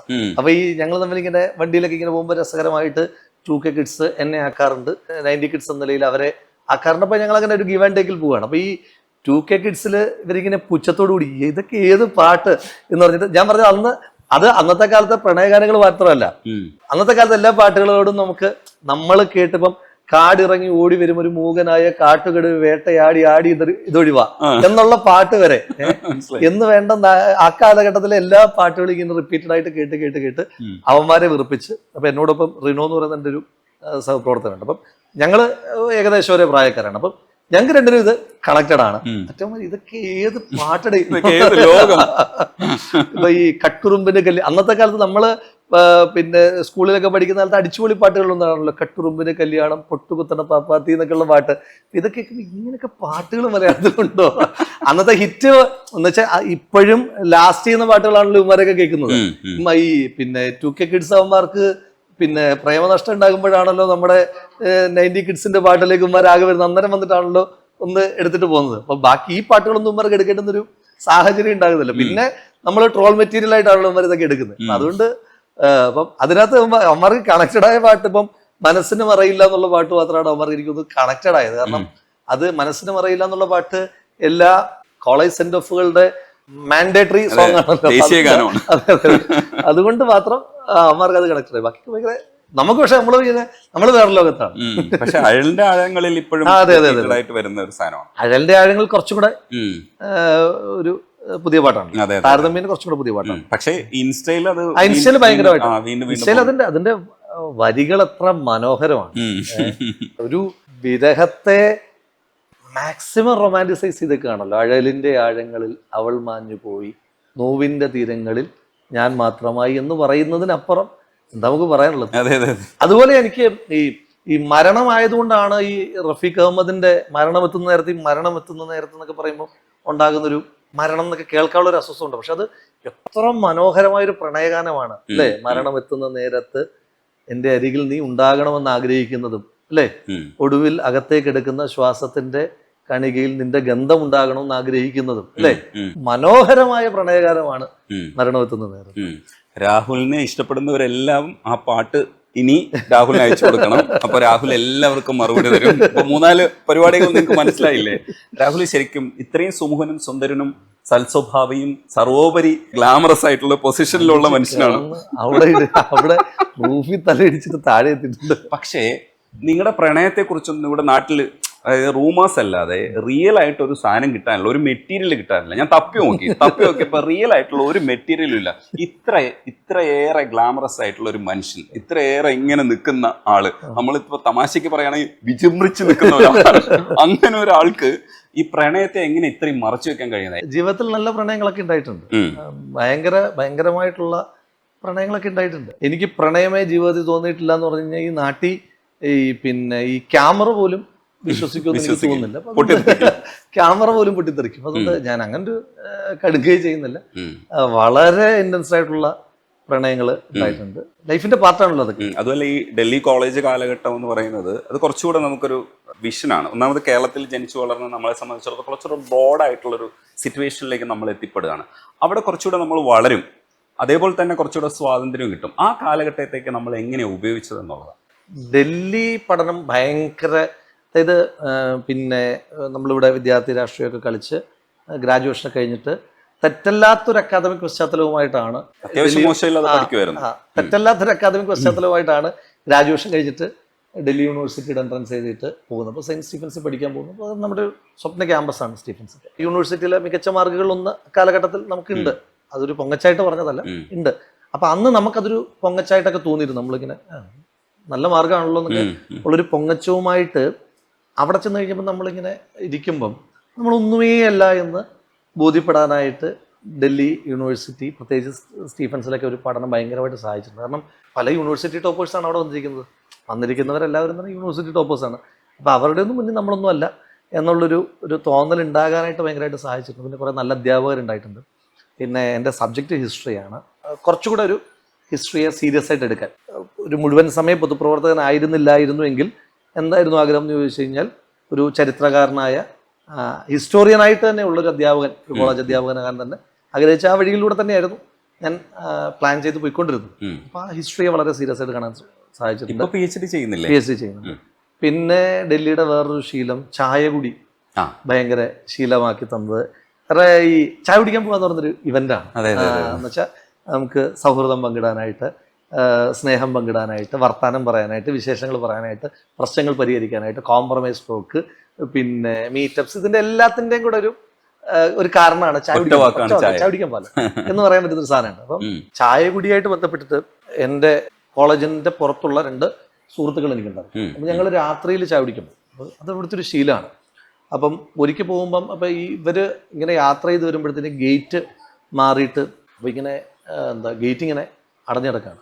അപ്പം നമ്മളിങ്ങനെ ഈ ഗേറ്റിനെ ചാടാനായിട്ടുള്ളൊരു ശ്രമം നടത്തി. ഇങ്ങനെ ഒരു ചാടാനായിട്ടൊരു ശ്രമം എന്ന് വെച്ചാൽ നമ്മൾ വളരെ കാഷ്വലായിട്ട് ചെയ്തതാണ്, കോളേജിൻ്റെ ഗേറ്റ് ചാടുകയാണ്. അപ്പോൾ ഞാൻ നോക്കുമ്പം എല്ലാ സൈഡിൽ നിന്നും, അപ്പോൾ ഞാൻ അങ്ങോട്ട് ചെന്നിട്ടേ ഉള്ളൂ, എല്ലാ സൈഡിൽ നിന്നും പട്ടാളക്കാർ തൂക്കുമായിട്ട് വന്നിട്ട് ഇങ്ങനെ തൂക്കും പിടിച്ചോണ്ടിരിക്കുന്നു. അപ്പം ഞാൻ സത്യത്തിൽ ഭയങ്കരമായിട്ട് ഭയന്നുപോയി. എന്താ സംഭവിക്കാൻ പോകുന്നത് അറിയത്തില്ല. ഒന്ന് ഈ തൂക്കൊക്കെ കണ്ടിട്ട് വായിൽ നിന്ന് വർത്താനം വരുന്നില്ല. അപ്പം ആകെ ഇങ്ങനെ വിറങ്ങലിച്ച് തോക്കൊക്കെയാണല്ലോ, ബാക്കിയൊന്നും അല്ലല്ലോ, എന്താ സംഭവിക്കുന്നത് എനിക്ക് മനസ്സിലാകുന്നില്ല. അപ്പോഴാണ് മനസ്സിലാകുന്നത് ഞങ്ങളുടെ പ്രൊഫസറാണ് ഉപീന്ദർ കൗർ. ഉപീന്ദർ കൗർ മൻമോഹൻ സിംഗിന്റെ മകളാണ്. അപ്പം മൻമോഹൻ സിംഗ് ഇന്ത്യയുടെ പ്രൈം മിനിസ്റ്ററാണ്. അപ്പം ഉപീന്ദർ കൗറിന്റെ ഒരു പെരുമാറ്റവും അവരുടെ അധ്യാപനവും ഒന്നും കണ്ടു കഴിഞ്ഞാൽ പ്രധാനമന്ത്രിയുടെ മകളാണെന്നുള്ള ഒരു ഭാവമോ ഒരു തോന്നലോ നമുക്കില്ല. അപ്പൊ ഈ പ്രധാനമന്ത്രിയുടെ മകൾക്ക് സുരക്ഷയുണ്ട്. അപ്പം ഇവരുടെ വീടിനോട് ചേർന്നിട്ടുള്ള സ്ഥലത്തൂടെയാണ് ഈ പോകുന്നത്. അപ്പൊ ഇവരെന്തോ ട്രസ്പാസേഴ്സ് ആണെന്ന് എഴുതിയിട്ടാണ് ഇവര് സെക്യൂരിറ്റി ഗാർഡ്സ് അലർട്ടായിട്ട് ചാടി വീണത്. എൻ്റെ എന്തൊരു ഭാഗ്യത്തിന് വെടിവെച്ചിട്ടില്ല എന്നുള്ളതില്ല. അപ്പം പിന്നെ ഇങ്ങനെ കാർഡൊക്കെ കാണിച്ചു. ജീവിതത്തിൽ ഏറ്റവും ഭയന്നൊരു നിമിഷം. അതെന്താ ചെയ്യേണ്ടതെന്ന് അറിയില്ല. നമ്മൾ ഒട്ടും ഇങ്ങനൊരു കാര്യം പ്രതീക്ഷിക്കുന്നില്ല. ചായ കുടിക്കാൻ മതിരി അടമ്പഴത്തേക്കിന് പട്ടാളക്കാർ തോക്കുമായിട്ട് വളയുമെന്ന് നമ്മൾ വിചാരിക്കുന്നില്ല. അങ്ങനെ അത്തരം എക്സ്പീരിയൻസുകളൊക്കെ ഉണ്ടായിട്ടുണ്ട്. ഇപ്പോൾ ഓർക്കുമ്പോൾ രസമാണ്. അന്ന് ഭയങ്കരമായിട്ട് പേടിച്ചു എന്ന് പറഞ്ഞാൽ ഭീകരമായി പേടിച്ചു. എന്താ സംഭവിക്കുന്നു, വാക്ക് വരുന്നില്ല, അങ്ങനത്തെ പ്രശ്നം ഉണ്ടായിരുന്നു. അപ്പം അങ്ങനെ ചായ കൂടി ഡൽഹി തൊട്ടുള്ളൊരു ശീലമാണ്. പിന്നെ ഡൽഹിയിൽ നിന്ന് കിട്ടിയ വേറൊരു ശീലം ഒരു ദുശീലമായിട്ട് ഉപേക്ഷിച്ചൊരു സാധനമാണ്. അത് ഡൽഹി ശീലങ്ങൾ ചോദിച്ചുകൊണ്ടാണ്. ഡൽഹി പഠിക്കാൻ പോയ കാലം തൊട്ട് ഈ വെള്ളത്തിന് പകരം കോള ചൂസ് ചെയ്യാനായിട്ടുള്ളൊരു ടെൻഡൻസി ഉണ്ടായിരുന്നു. അമിതമായി കോള കുടിക്കും. നിങ്ങൾ വിചാരിക്കുന്നതിനപ്പുറം. ഇപ്പം പറഞ്ഞാൽ ഞാൻ എണ്ണം പറയുന്നില്ല, എണ്ണം പറഞ്ഞത് ട്രോളായിട്ട് എൻ്റെ നെഞ്ചത്ത് തന്നെ വരും എന്നുള്ളത് കൊണ്ട് ഞാൻ എണ്ണം പറയാത്ത രീതിയിൽ കോള കുടിക്കും. അപ്പം ഒരു 2011 തൊട്ട് 2017 വരെ ഞാൻ കണ്ടിന്യൂസ് ആയിട്ട് കോള കൺസ്യൂം ചെയ്യുന്നു. അപ്പം 2017 എൻ്റെ ഒരു ഫ്രണ്ടിന് ഓസ്ട്രേലിയയിൽ പോകാൻ വേണ്ടിയിട്ടൊരു ഫുൾ ബോഡി ചെക്കപ്പ് ആവശ്യമായിട്ട് വന്നു. അപ്പോൾ എന്നെ കൂട്ടിന് ഞാനും കൂടെ പോവാണ്. നമ്മുടെ അടുത്ത സുഹൃത്താണ്. ഹോസ്പിറ്റലിൽ ചെന്ന് കഴിഞ്ഞ് കഴിഞ്ഞപ്പം ഇതൊരു ഫുൾ ഡേ പ്രക്രിയയാണ്. തിരുവനന്തപുരത്ത് ഒരു ഹോസ്പിറ്റലാണ് പോകുന്നത്. ഇതൊരു ഫുൾ ഡേ പ്രക്രിയ ആകുമ്പം നമ്മളും ഇതിന്റെ പാർട്ടാണല്ലോ. അപ്പോൾ അവൻ പറഞ്ഞു, എന്തായാലും ഇവിടെ വരെ വന്നതല്ലേ, ഇത് ഇത്രയും സമയം നീയും കൂടെ നിൽക്കണം, എന്നാ പിന്നെ ഇതങ്ങ് ചെയ്തേരെന്ന് പറഞ്ഞു. നമുക്ക് എന്താ ഇത് ചെയ്യേണ്ട കാര്യം, എന്താ നമുക്ക് കുഴപ്പമൊന്നുമില്ലല്ലോ എന്ന് പറഞ്ഞു. പിന്നെ എന്തായാലും ബോറടിച്ചിരിക്കുകയാണല്ലോ, എന്നാൽ പിന്നെ ഇവൻ ചെയ്യുന്നല്ല നമ്മളും ചെയ്തു. നമുക്കൊരു അസുഖമൊന്നും പ്രത്യേകിച്ചില്ല. അപ്പോൾ ഇങ്ങനെ നോക്കി ഇതെല്ലാം കഴിഞ്ഞ് കഴിഞ്ഞിട്ട് ഈ ഹോൾ ബോഡി ചെക്കപ്പ് കഴിഞ്ഞിട്ട് ഡോക്ടർ കൺസൾട്ടേഷൻ ഉണ്ട്. അപ്പോൾ അവസാനത്തെപ്പോൾ ഡോക്ടർ വളരെ സീരിയസ് ആയിട്ട് ഇരിക്കുന്നു. അപ്പോൾ നമ്മൾ വളരെ കാഷ്വലായിട്ട് ചെല്ലുന്നു. അപ്പോൾ ചെല്ലുമ്പോൾ എന്നോട് ഡോക്ടർ ചോദിച്ചു, മദ്യപിക്കാറുണ്ടോ? ഞാൻ പറഞ്ഞില്ല, ഞാൻ മദ്യപിക്കില്ല. അല്ല, മദ്യപിക്കാറുണ്ടോ? ഇല്ല, മദ്യപിക്കുമെന്ന് പറയുന്നതിനകത്ത് കുഴപ്പം. അപ്പോൾ അയാൾ പറഞ്ഞു, നിങ്ങളുടെ ട്രൈഗ്ലിസറൈഡ് വളരെ കൂടുതലാണെന്ന്. ഇത് വലിയ നമ്പറാണ് ട്രൈഗ്ലിസറൈഡ്. അപ്പം എന്നോട് ചോദിച്ചു, വേറെ ശീലങ്ങൾ എന്താണെന്ന് ചോദിച്ചു. അപ്പം ഞാനിങ്ങനെ ശീലങ്ങളൊന്നും പറയുമ്പം ഇത് പറയുന്നില്ല, കാരണം ഇതൊരു മോശം കാര്യമായിട്ട് നമുക്ക് തോന്നില്ല. അപ്പം ഞാൻ പറഞ്ഞ്, പിന്നെ അത് കഴിക്കും, ഇത് കഴിക്കും, നോൺ വെജ് കഴിക്കും, ഒക്കെ കഴിക്കും, അതെല്ലാം പറയുന്നുണ്ട്. പക്ഷേ ഫാസ്റ്റ് ഫുഡ് കഴിക്കും, പക്ഷേ ഇത് മാത്രം പറയുന്നില്ല. അപ്പം ചോദിച്ചു, അല്ലല്ല വേറെ എന്താണെന്ന് ചോദിച്ചു. അപ്പം ഞാനിങ്ങനെ കാഷ്വലായിട്ട് പറഞ്ഞു, കോള കുടിക്കുന്നു. അപ്പോൾ അന്നേരം അയാൾ പറഞ്ഞു, സ്വിച്ച് ഇട്ടതുപോലെ നിർത്തിക്കോളാൻ പറഞ്ഞു. അപ്പോൾ അങ്ങനെ 2017 ശേഷം പിന്നെ കോള കുടിച്ചിട്ടേ ഇല്ല എന്നല്ല, ഇപ്പം വളരെ സാഹചര്യവശാൽ 1-2 തവണ കുടിച്ചിട്ടുള്ളതല്ല ഞാൻ കുടിക്കാറ്. അപ്പം അങ്ങനെ ഡൽഹിയുടെ ശീലങ്ങൾ നിർത്തിയൊരു ശീലം അതാണ്. ഇന്ന് രാവിലെ വരുമ്പോഴത്തേക്ക് ഞങ്ങളുടെ ഡിസ്കഷനും അതുണ്ടായിരുന്നു, കോള പെട്ടെന്ന് സ്റ്റോപ്പ് ചെയ്തതിനെ കുറിച്ച് തന്നെയാണ് സംസാരിച്ചത്. പിന്നീടാണോ അതിന് മുമ്പാണോ എന്നറിയില്ല, രാജേഷ് പിള്ളയുടെ, നമ്മുടെ ട്രാഫിക്കിലെ രാജേഷ് പിള്ളയുടെ മരണത്തോട് കൂടിയിട്ടാണ് മലയാളിയുടെ ഒരു വലിയ, കുറഞ്ഞൊന്നോ ഇല്ലാതായിന്നോ വിചാരിക്കുന്നില്ല, മലയാളികളുടെ ഒരു വലിയ കോളാശീലം നിന്നത് എന്നുള്ളൊരു തോന്നൽ എനിക്കുണ്ട്. അപ്പോൾ ഇത് പറഞ്ഞു കഴിയുമ്പോൾ കോള കമ്പനിക്കാരെല്ലാം കൂടെ എനിക്ക് എതിരാകും. എങ്കിൽ പോലും ഒരു അനുഭവം കൂടി പറയാം. ഒരു ദിവസം ഞങ്ങൾ ഒരു ബസ്സിൽ ടൂർ പോയി. യാത്ര പോകുമ്പം ഇപ്പം വെളുപ്പിന് ഇറങ്ങണം. വെളുപ്പിന് അടുത്ത ഡെസ്റ്റിനേഷനിലേക്ക് പോകാനായിട്ട് ഇറങ്ങുമ്പം ഈ ഒരു ബസ്സിൻ്റെ ക്ലീനറായിട്ടുള്ള പയ്യൻ, അപ്പം അവനാണെങ്കിൽ ഒരു 2 ലിറ്ററിൻ്റെ കോളയുമായിട്ട് പോകുന്നു. ഞാൻ ആലോചിച്ചോളൂ, ഈ വെളുപ്പാങ്കാലത്തൊക്കെ പലതരത്തിൽ കോള കുടിക്കുന്നവരുണ്ട്. 4 മണിക്കൊക്കെ കോള കുടിക്കുന്നവൻ എന്തെങ്കിലും കോള കുടിക്കുന്നത് ഇങ്ങനെ കൗതുകത്തോടെ നോക്കുമ്പം ഇവൻ ഇത് കൊണ്ടുപോയിട്ട് ടയറ് തുടക്കുകയാണ്. ഇപ്പം ടയർ തുടയ്ക്കുമ്പോഴെന്ന് പറഞ്ഞാൽ ഈ ട്രൈ ചെയ്താൽ മതി, കോള വെച്ചിട്ട് ടയർ തുടയ്ക്കുമ്പോൾ ടയർ ഭയങ്കര ബ്ലാക്കിഷ് ആയിട്ട് പുതിയ ടയർ പോലെ തോന്നും. അപ്പോൾ ഒരു ടയറിനെ ഇങ്ങനെ ബ്ലാക്കിഷായി ശുദ്ധീകരിക്കാൻ പറ്റുന്ന സാധനമാണ് നമ്മൾ ഗ്ലാസ്സിൽ ഒഴിച്ചിട്ട് കൺസ്യൂം ചെയ്യുന്നത് മാത്രം പറഞ്ഞിട്ട് ഞാൻ അവസാനിപ്പിക്കുന്നതാണ്. അത് പോട്ടെ, ഈ സിനിമയെ കുറിച്ച് സംസാരിക്കുന്ന സമയത്ത് എന്തായാലും രാഹുലിന് അഭിനയിക്കാൻ വേണ്ടിയിട്ട് എപ്പോഴെങ്കിലുമൊക്കെ ക്ഷണം ഉണ്ടായിട്ടുണ്ടാവും. ഈ ഉയർന്ന മൂക്കിനെ കുറിച്ചുള്ള വർത്താനം എന്തായാലും സുഹൃത്തുക്കൾ പറഞ്ഞിട്ടുണ്ടാവും, കാമുകിമാർ പറഞ്ഞിട്ടുണ്ടാവും, കൂട്ടുകാർ പറഞ്ഞിട്ടുണ്ടാവും, ഒക്കെ പറഞ്ഞിട്ടുണ്ടാവും. ഈ എപ്പോഴെങ്കിലുമൊക്കെ അങ്ങനെ ഒരു മോഹം മനസ്സിൽ വരികയോ അങ്ങനെ ട്രൈ ചെയ്യുകയൊക്കെ ചെയ്തിട്ടുണ്ടോ? എനിക്ക് സിനിമയിൽ ഓഫർ വന്നിട്ടുണ്ടെന്ന് പറഞ്ഞാൽ പിന്നെ ഞാൻ എയറിലായിരിക്കും. അപ്പൊ അതുകൊണ്ട് ഞാൻ ഓഫർ വന്നിട്ടുണ്ട്, പക്ഷെ ഞങ്ങൾ പറയില്ല, തുറന്നു പറയില്ല. അപ്പൊ അങ്ങനെ പറഞ്ഞാൽ ഞാൻ എയറിലായിരിക്കും എന്നുള്ളത് കൊണ്ട് അങ്ങനെ പറയുന്നില്ല, അതിനെ വേറെ രീതി പ്രസന്റ് ചെയ്യും. പ്രധാനപ്പെട്ട എന്റർടൈൻമെന്റ് ആണ് സിനിമ. ഞാൻ എല്ലാ ദിവസവും ഒരു സിനിമ കാണാൻ ശ്രമിക്കുന്ന ആള് എന്ന് പറഞ്ഞാൽ ട്രോൾ ആവത്തില്ലല്ലോ അല്ലേ? ഇല്ല. എല്ലാ ദിവസവും ഒരു സിനിമ കാണാൻ ശ്രമിക്കുന്ന ആളാണ്. പുതിയ സിനിമകളെല്ലാം തന്നെ ഞാൻ സെക്കൻഡ് ഷോ പോയി കാണും. നമ്മൾ ഇന്ന് ഇന്റർവ്യൂ ചെയ്യുന്ന ദിവസം ഓഫീസർ ഓൺ ഡ്യൂട്ടി കാണാൻ സെക്കൻഡ് ഷോയുടെ ടിക്കറ്റ് എടുത്തു വെച്ചിട്ടുണ്ട്. അപ്പൊ എല്ലാ പുതിയ സിനിമകളും കാണും. അതിപ്പം നല്ലതായാലും മോശമായാലും കാണും. അപ്പോൾ ഞങ്ങൾ ഇപ്പം നാട്ടിൽ വന്നു കഴിഞ്ഞപ്പം ജോബി റിനോ പിന്നെ ഞങ്ങൾ കുറച്ചൊരു സിനിമ കമ്പനിക്കാരുണ്ട്, ഞങ്ങളെല്ലാം കൂടാണ് സിനിമ കാണാൻ പോകുന്നത്. പിന്നെ പല ഗ്യാങ് ഉണ്ട്. എനിക്ക് വേറൊരു ഗ്യാങ് ഉണ്ട്, പഠിപ്പിച്ചുകൊണ്ടിരുന്ന സ്ഥാപനത്തിലെ അനിൽ, ഞങ്ങൾ വേറൊരു ഗ്യാങ് ഉണ്ട്. പാലക്കാട് MLA ആയപ്പോൾ പാലക്കാട് പുതിയൊരു സിനിമാ ഗ്യാങ്. അപ്പോൾ നമ്മൾ പോയി കഴിയുമ്പോൾ ആദ്യം ഉണ്ടാക്കുന്ന ഗ്യാങ്ങുകളിലൊന്ന് സിനിമാ ഗ്യാങ്ങാണ്. സിനിമ ഇങ്ങനെ കാണാൻ നമുക്കൊരു നമ്മുടെ വൈബിനോട് നിൽക്കുന്ന ഒരു ടീം എനിക്ക് വേണം. അതല്ലാതെ ഒരു ടീമിനോടൊപ്പം സിനിമ കാണുമെന്ന് പറഞ്ഞാൽ എനിക്ക് ഭയങ്കര ഒരു ഹൊറബിൾ എക്സ്പീരിയൻസ് ആണ്. ഞാനപ്പോൾ അതുകൊണ്ട് എല്ലാവരുടെയും കൂടെ സിനിമ കാണില്ല. അപ്പോൾ എല്ലാ ദിവസവും ഇപ്പോൾ ഇനി ഇത് കാണാൻ പറ്റിയില്ല എങ്കിലും ഞാൻ എല്ലാ ദിവസവും ഒരു സിനിമ കാണാൻ ശ്രമിക്കുന്ന ഒരാളാണ്.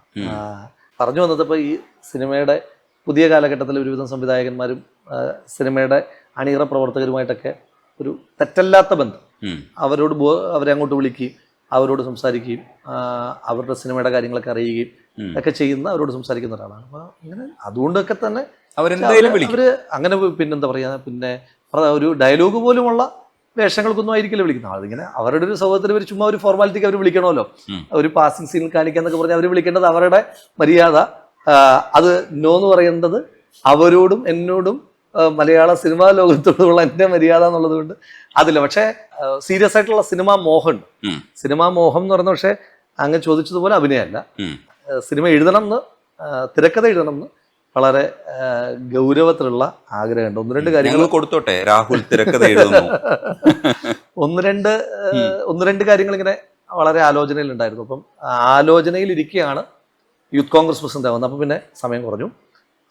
അതിനുശേഷം ആണ് വീണ്ടും പാലക്കാട് MLA ആകുന്നത്. പിന്നെ സമയം നന്നേ കുറഞ്ഞു. അപ്പം അതുകൊണ്ടൊക്കെ മുടങ്ങിയിരിക്കുന്നതാണ്. പക്ഷെ എങ്കിലും എന്നെ പീരീഡ് ഓഫ് ടൈം സിനിമ ചെയ്യണം എന്ന ആഗ്രഹമുണ്ട്. സിനിമ എന്ന് പറയുന്നത് എന്താ പറയുക, ഒരുപാട് കാര്യങ്ങൾ ഒത്തു വന്നാൽ മാത്രം സംഭവിക്കുന്ന കാര്യമാണ്. അപ്പം നമ്മുടെ സുഹൃത്തുക്കളായിട്ടുള്ള ചില സംവിധായകരോടൊക്കെ സംസാരിച്ചിരുന്നു. ഇപ്പം ജോഫിൻ, ഇപ്പം രേഖാചിത്രത്തിൻ്റെ ജോഫിനൊക്കെ നമ്മുടെ വളരെ അടുത്ത സുഹൃത്തുക്കളാണ്. അപ്പോൾ ജോഫിനോടൊക്കെ ഒന്ന് രണ്ട് കാര്യം സംസാരിച്ചിരുന്നു.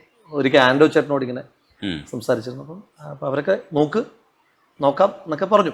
പിന്നീട് അത് മുന്നോട്ട് കൊണ്ടുവരാനുള്ള ഒരു സമയം ഉണ്ടായിട്ടില്ല. കാരണം അതിനുവേണ്ടി ഡെഡിക്കേറ്റഡ് ആയിരിക്കണം. ഞങ്ങൾ എന്തായാലും കൊടുക്കാൻ പോവാ തിരക്കഥ രചനയിലാണ് എന്ന് കൊടുത്താലും കുഴപ്പമില്ല കേട്ടോ, സമ്മതിച്ചിട്ടുണ്ടേ. ഇല്ലില്ല, രചനയിലല്ല കേട്ടോ, രചനയിലില്ല. ചില കാര്യങ്ങൾ ആലോചനയിൽ. അതെ, അത് മതി. ഉള്ളിൽ നടക്കുകയാണ്, എടുത്ത് നടക്കുകയാണ്, അത് പുറത്തേക്ക് വന്നിട്ടില്ല. പുറത്തേക്ക് വരും, കുഴപ്പമില്ല. നോട്ട് വരണം എന്നുള്ളത് ആഗ്രഹമാണ്, നമ്മുടെ ഈ ബക്കറ്റ് ലിസ്റ്റിലുള്ള കാര്യമാണ്. ഈ പുതിയ കാലഘട്ടത്തിലെ സിനിമകളെ കുറിച്ച് രാഹുൽ ഒന്നും പറഞ്ഞില്ല. ഒരുപാട് കാര്യങ്ങളുണ്ട്. രാഹുലിന്റെ പഴയ ഹിന്ദി പാട്ടുകൾ ചോദിച്ചിട്ടില്ല. ശരിക്കുള്ള പാട്ട് ആസ്വാദകനാണ് രാഹുല്. അതിലേക്ക് ഞാൻ ശരിക്കും വന്നിട്ടില്ല. അപ്പം അതിനു മുമ്പ് ഞാൻ ഈ പുതിയ കാലഘട്ടത്തിൽ സ്ട്രോങ് ഏരിയ ആണല്ലോ പാട്ട്. എനിക്ക് ഏറ്റവും ഇഷ്ടമുള്ള സാധനമാണ് ഈ പാട്ടുകളുടെ ഇന്റർവ്യൂ. അതെ. ഞാൻ പൊതുവേ ഇന്റർവ്യൂകളിൽ ഒരു ഭയങ്കര കുറവുള്ള ഒരാളാണ്. എൻ്റെ ഒരു പ്രൊഫൈൽ ഗാലറിയിൽ ഇന്റർവ്യൂകൾ വളരെ കുറവായിരിക്കും. ഞാൻ അതിനെങ്ങനെ ഇന്റർവ്യൂകൾക്ക് ഇരിക്കാറില്ല.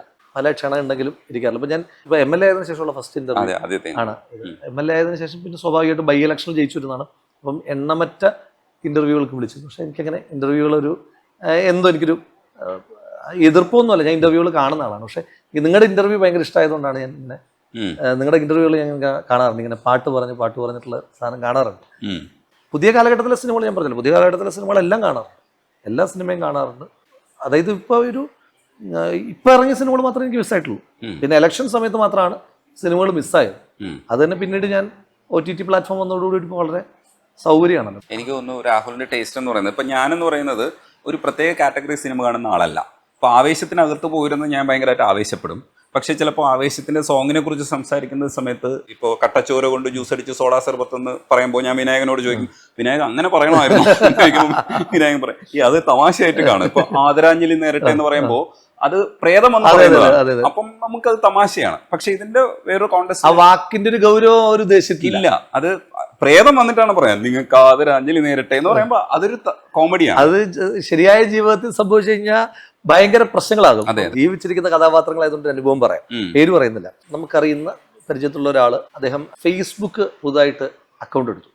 ഫേസ്ബുക്ക് അക്കൗണ്ട് എടുത്തിട്ട് ഇദ്ദേഹത്തിന് ഈ ഫേസ്ബുക്കിന്റെ കാര്യങ്ങൾ വലിയ പിടിയില്ല.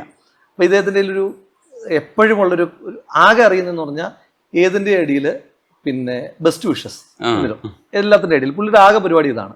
അപ്പോൾ നിർദോഷമായ ഒരു കമന്റ് ആണല്ലോ ബെസ്റ്റ് വിഷസ് എന്ന് പറഞ്ഞു കഴിഞ്ഞാൽ. ഒരു ദ്രോഹവും ഒരു ദോഷമില്ല. അപ്പം നമ്മളൊരു പ്രൊഫൈൽ പിക്ചർ അപ്ഡേറ്റ് ചെയ്താൽ ബെസ്റ്റ് വിഷസ്, നമ്മൾ വേറൊരു കാര്യം പറഞ്ഞു കഴിഞ്ഞാൽ ബെസ്റ്റ് വിഷസ് എന്ന് പറഞ്ഞിട്ട്. നമ്മുടെ വേറൊരു സുഹൃത്തിൻ്റെ അമ്മ മരണപ്പെട്ടു, ഒരു ടീച്ചറാണ്. അപ്പം പുള്ളി ഈ മരണത്തിൻ്റെ പോസ്റ്റിനടിയിൽ ബെസ്റ്റ് വിഷസ് എന്ന് പറഞ്ഞ് വളരെ നിർദോഷമായി പ്ലേസ് ചെയ്തു. അപ്പോൾ ഈ ഒരു ബെസ്റ്റ് വിഷസ് കാരണം ഈ മറ്റേയാൾ എന്തോ ഇയാൾ ബോധപൂർവമാണെന്ന് പറഞ്ഞ് അയാളോട് ചോദിക്കാൻ പോകുന്നു, വഴക്കാകുന്നു, തർക്കമാകുന്നു. വളരെ നിർദോഷമായ ഒരു ബെസ്റ്റ് വിഷസ് എത്രമാത്രം വലിയ വിവാദമായി എന്നുള്ളതാണ്. അപ്പോൾ എന്ന് വെച്ചാൽ ഈ ഔട്ട് ഓഫ് കോണ്ടെക്സ്റ്റിൽ വരുമ്പോഴാണ് ആദരാഞ്ജലികൾ അവരുദ്ദേശിച്ച സെറ്റിലൊക്കെയാണ്, സെറ്റാണത്. പക്ഷെ അല്ലാതെ നമ്മളിപ്പം പ്ലെയിൻ ആയിട്ട് ആദരാഞ്ജലി എന്ന് പറയുന്നതിന്റെ രീതിയിൽ ആലോചിക്കാതിരുന്നാൽ മതി. അവരാലോചിച്ച കോണ്ടെക്സ്റ്റിൽ ഏറ്റവും ആപ്റ്റ് വാക്കല്ലേ, അതിനപ്പുറം എന്താ അവർ പറയണ്ടത്? അത് ഞാൻ പുതിയ സിനിമകളെല്ലാം കാണാറുണ്ട്. എങ്കിലും ടേസ്റ്റ് എന്ന് പറയുന്നത് ഈ പറയുമ്പോൾ ഡിഫറെന്റ് സ്റ്റൈലിൽ സിനിമ കാണുന്ന ഒരു ടേസ്റ്റ് അല്ലേ ഉള്ളത്? എല്ലാത്തരം സിനിമകളും കാണും. അതിപ്പം നമ്മുടെ ഓരോ മൂഡായിരിക്കും. ഒന്ന് ഇറങ്ങുന്ന സിനിമകൾ നമുക്ക് അങ്ങനെ ടേസ്റ്റ് വെച്ച് സമീപിക്കാൻ കഴിയില്ലല്ലോ. അപ്പം നമ്മുടെ മുന്നിൽ 3-4 സിനിമ മാത്രമായിരിക്കുമല്ലോ അറ്റ് എ ടൈം ഉണ്ടാവുക. അപ്പം അത് കാണുക എന്നുള്ളത് മാത്രമേ ഉള്ളൂ. അതല്ലാതെ OTT-യിൽ കാണുമ്പോൾ അല്ലെങ്കിൽ വീട്ടിലിരുന്ന് കാണുന്ന സമയത്ത് നമ്മൾ ചൂസ് ചെയ്യും, നമ്മുടെ ആ ഒരു മൂഡിനനുസരിച്ച് ചൂസ് ചെയ്യും. ഇപ്പം നമുക്ക് ചിലപ്പം ത്രില്ലർ മൂവീസ് കാണാനായിരിക്കും ഇഷ്ടം, ചിലപ്പം വളരെ ഗൗരവമുള്ള ഏതെങ്കിലും ഒരു പ്രമേയം കാണാനായിരിക്കും ഇഷ്ടം, ചിലപ്പോൾ റൊമാൻറ്റിക് മൂവീസ് കാണാനായിരിക്കും ഇഷ്ടം, ചിലപ്പോൾ പഴയ ഏതെങ്കിലും നൊസ്റ്റാൾജിക് സിനിമകൾ ഒന്നുകൂടെ കാണാനായിട്ടായിരിക്കും ഇഷ്ടം. അങ്ങനെ അത് ഡിപ്പെൻഡ്സ് ഓൺ ദ മൂഡ്. അല്ലാതെ ഇത് കാണില്ല എന്നില്ല എല്ലാ സിനിമകളും. ഈ വീടും വീട്ടുകാരെയൊക്കെ ഒന്ന് പരിചയപ്പെടുത്തി തരുമോ രാഹുലെ? MLA-യുടെ വീട്ടുകാരെയൊക്കെ ഞങ്ങളൊന്ന് കാണട്ടെ. അമ്മയോട് ചില ചോദ്യങ്ങളൊക്കെ പേഴ്സണലായിട്ട് ചോദിക്കാനുണ്ട് എനിക്ക്. അത് എപ്പോഴാണ് ശരിക്കും ഈ യൂത്ത് കോൺഗ്രസിന്റെ നേതൃത്വത്തിലേക്ക് എത്തുമ്പോഴാണോ, എപ്പോഴാണ് അമ്മയ്ക്ക് തോന്നി തുടങ്ങിയത് ഇവൻ നന്നാവും എന്ന് തോന്നി തുടങ്ങിയത്? അവൻ നന്നാവത്തില്ല എന്ന് അതൊന്നും ഓ, അപ്പൊ അമ്മയ്ക്ക് രാഷ്ട്രീയത്തിൽ പോകുന്നതിൽ കുറച്ച് പ്രശ്നങ്ങളുണ്ട്.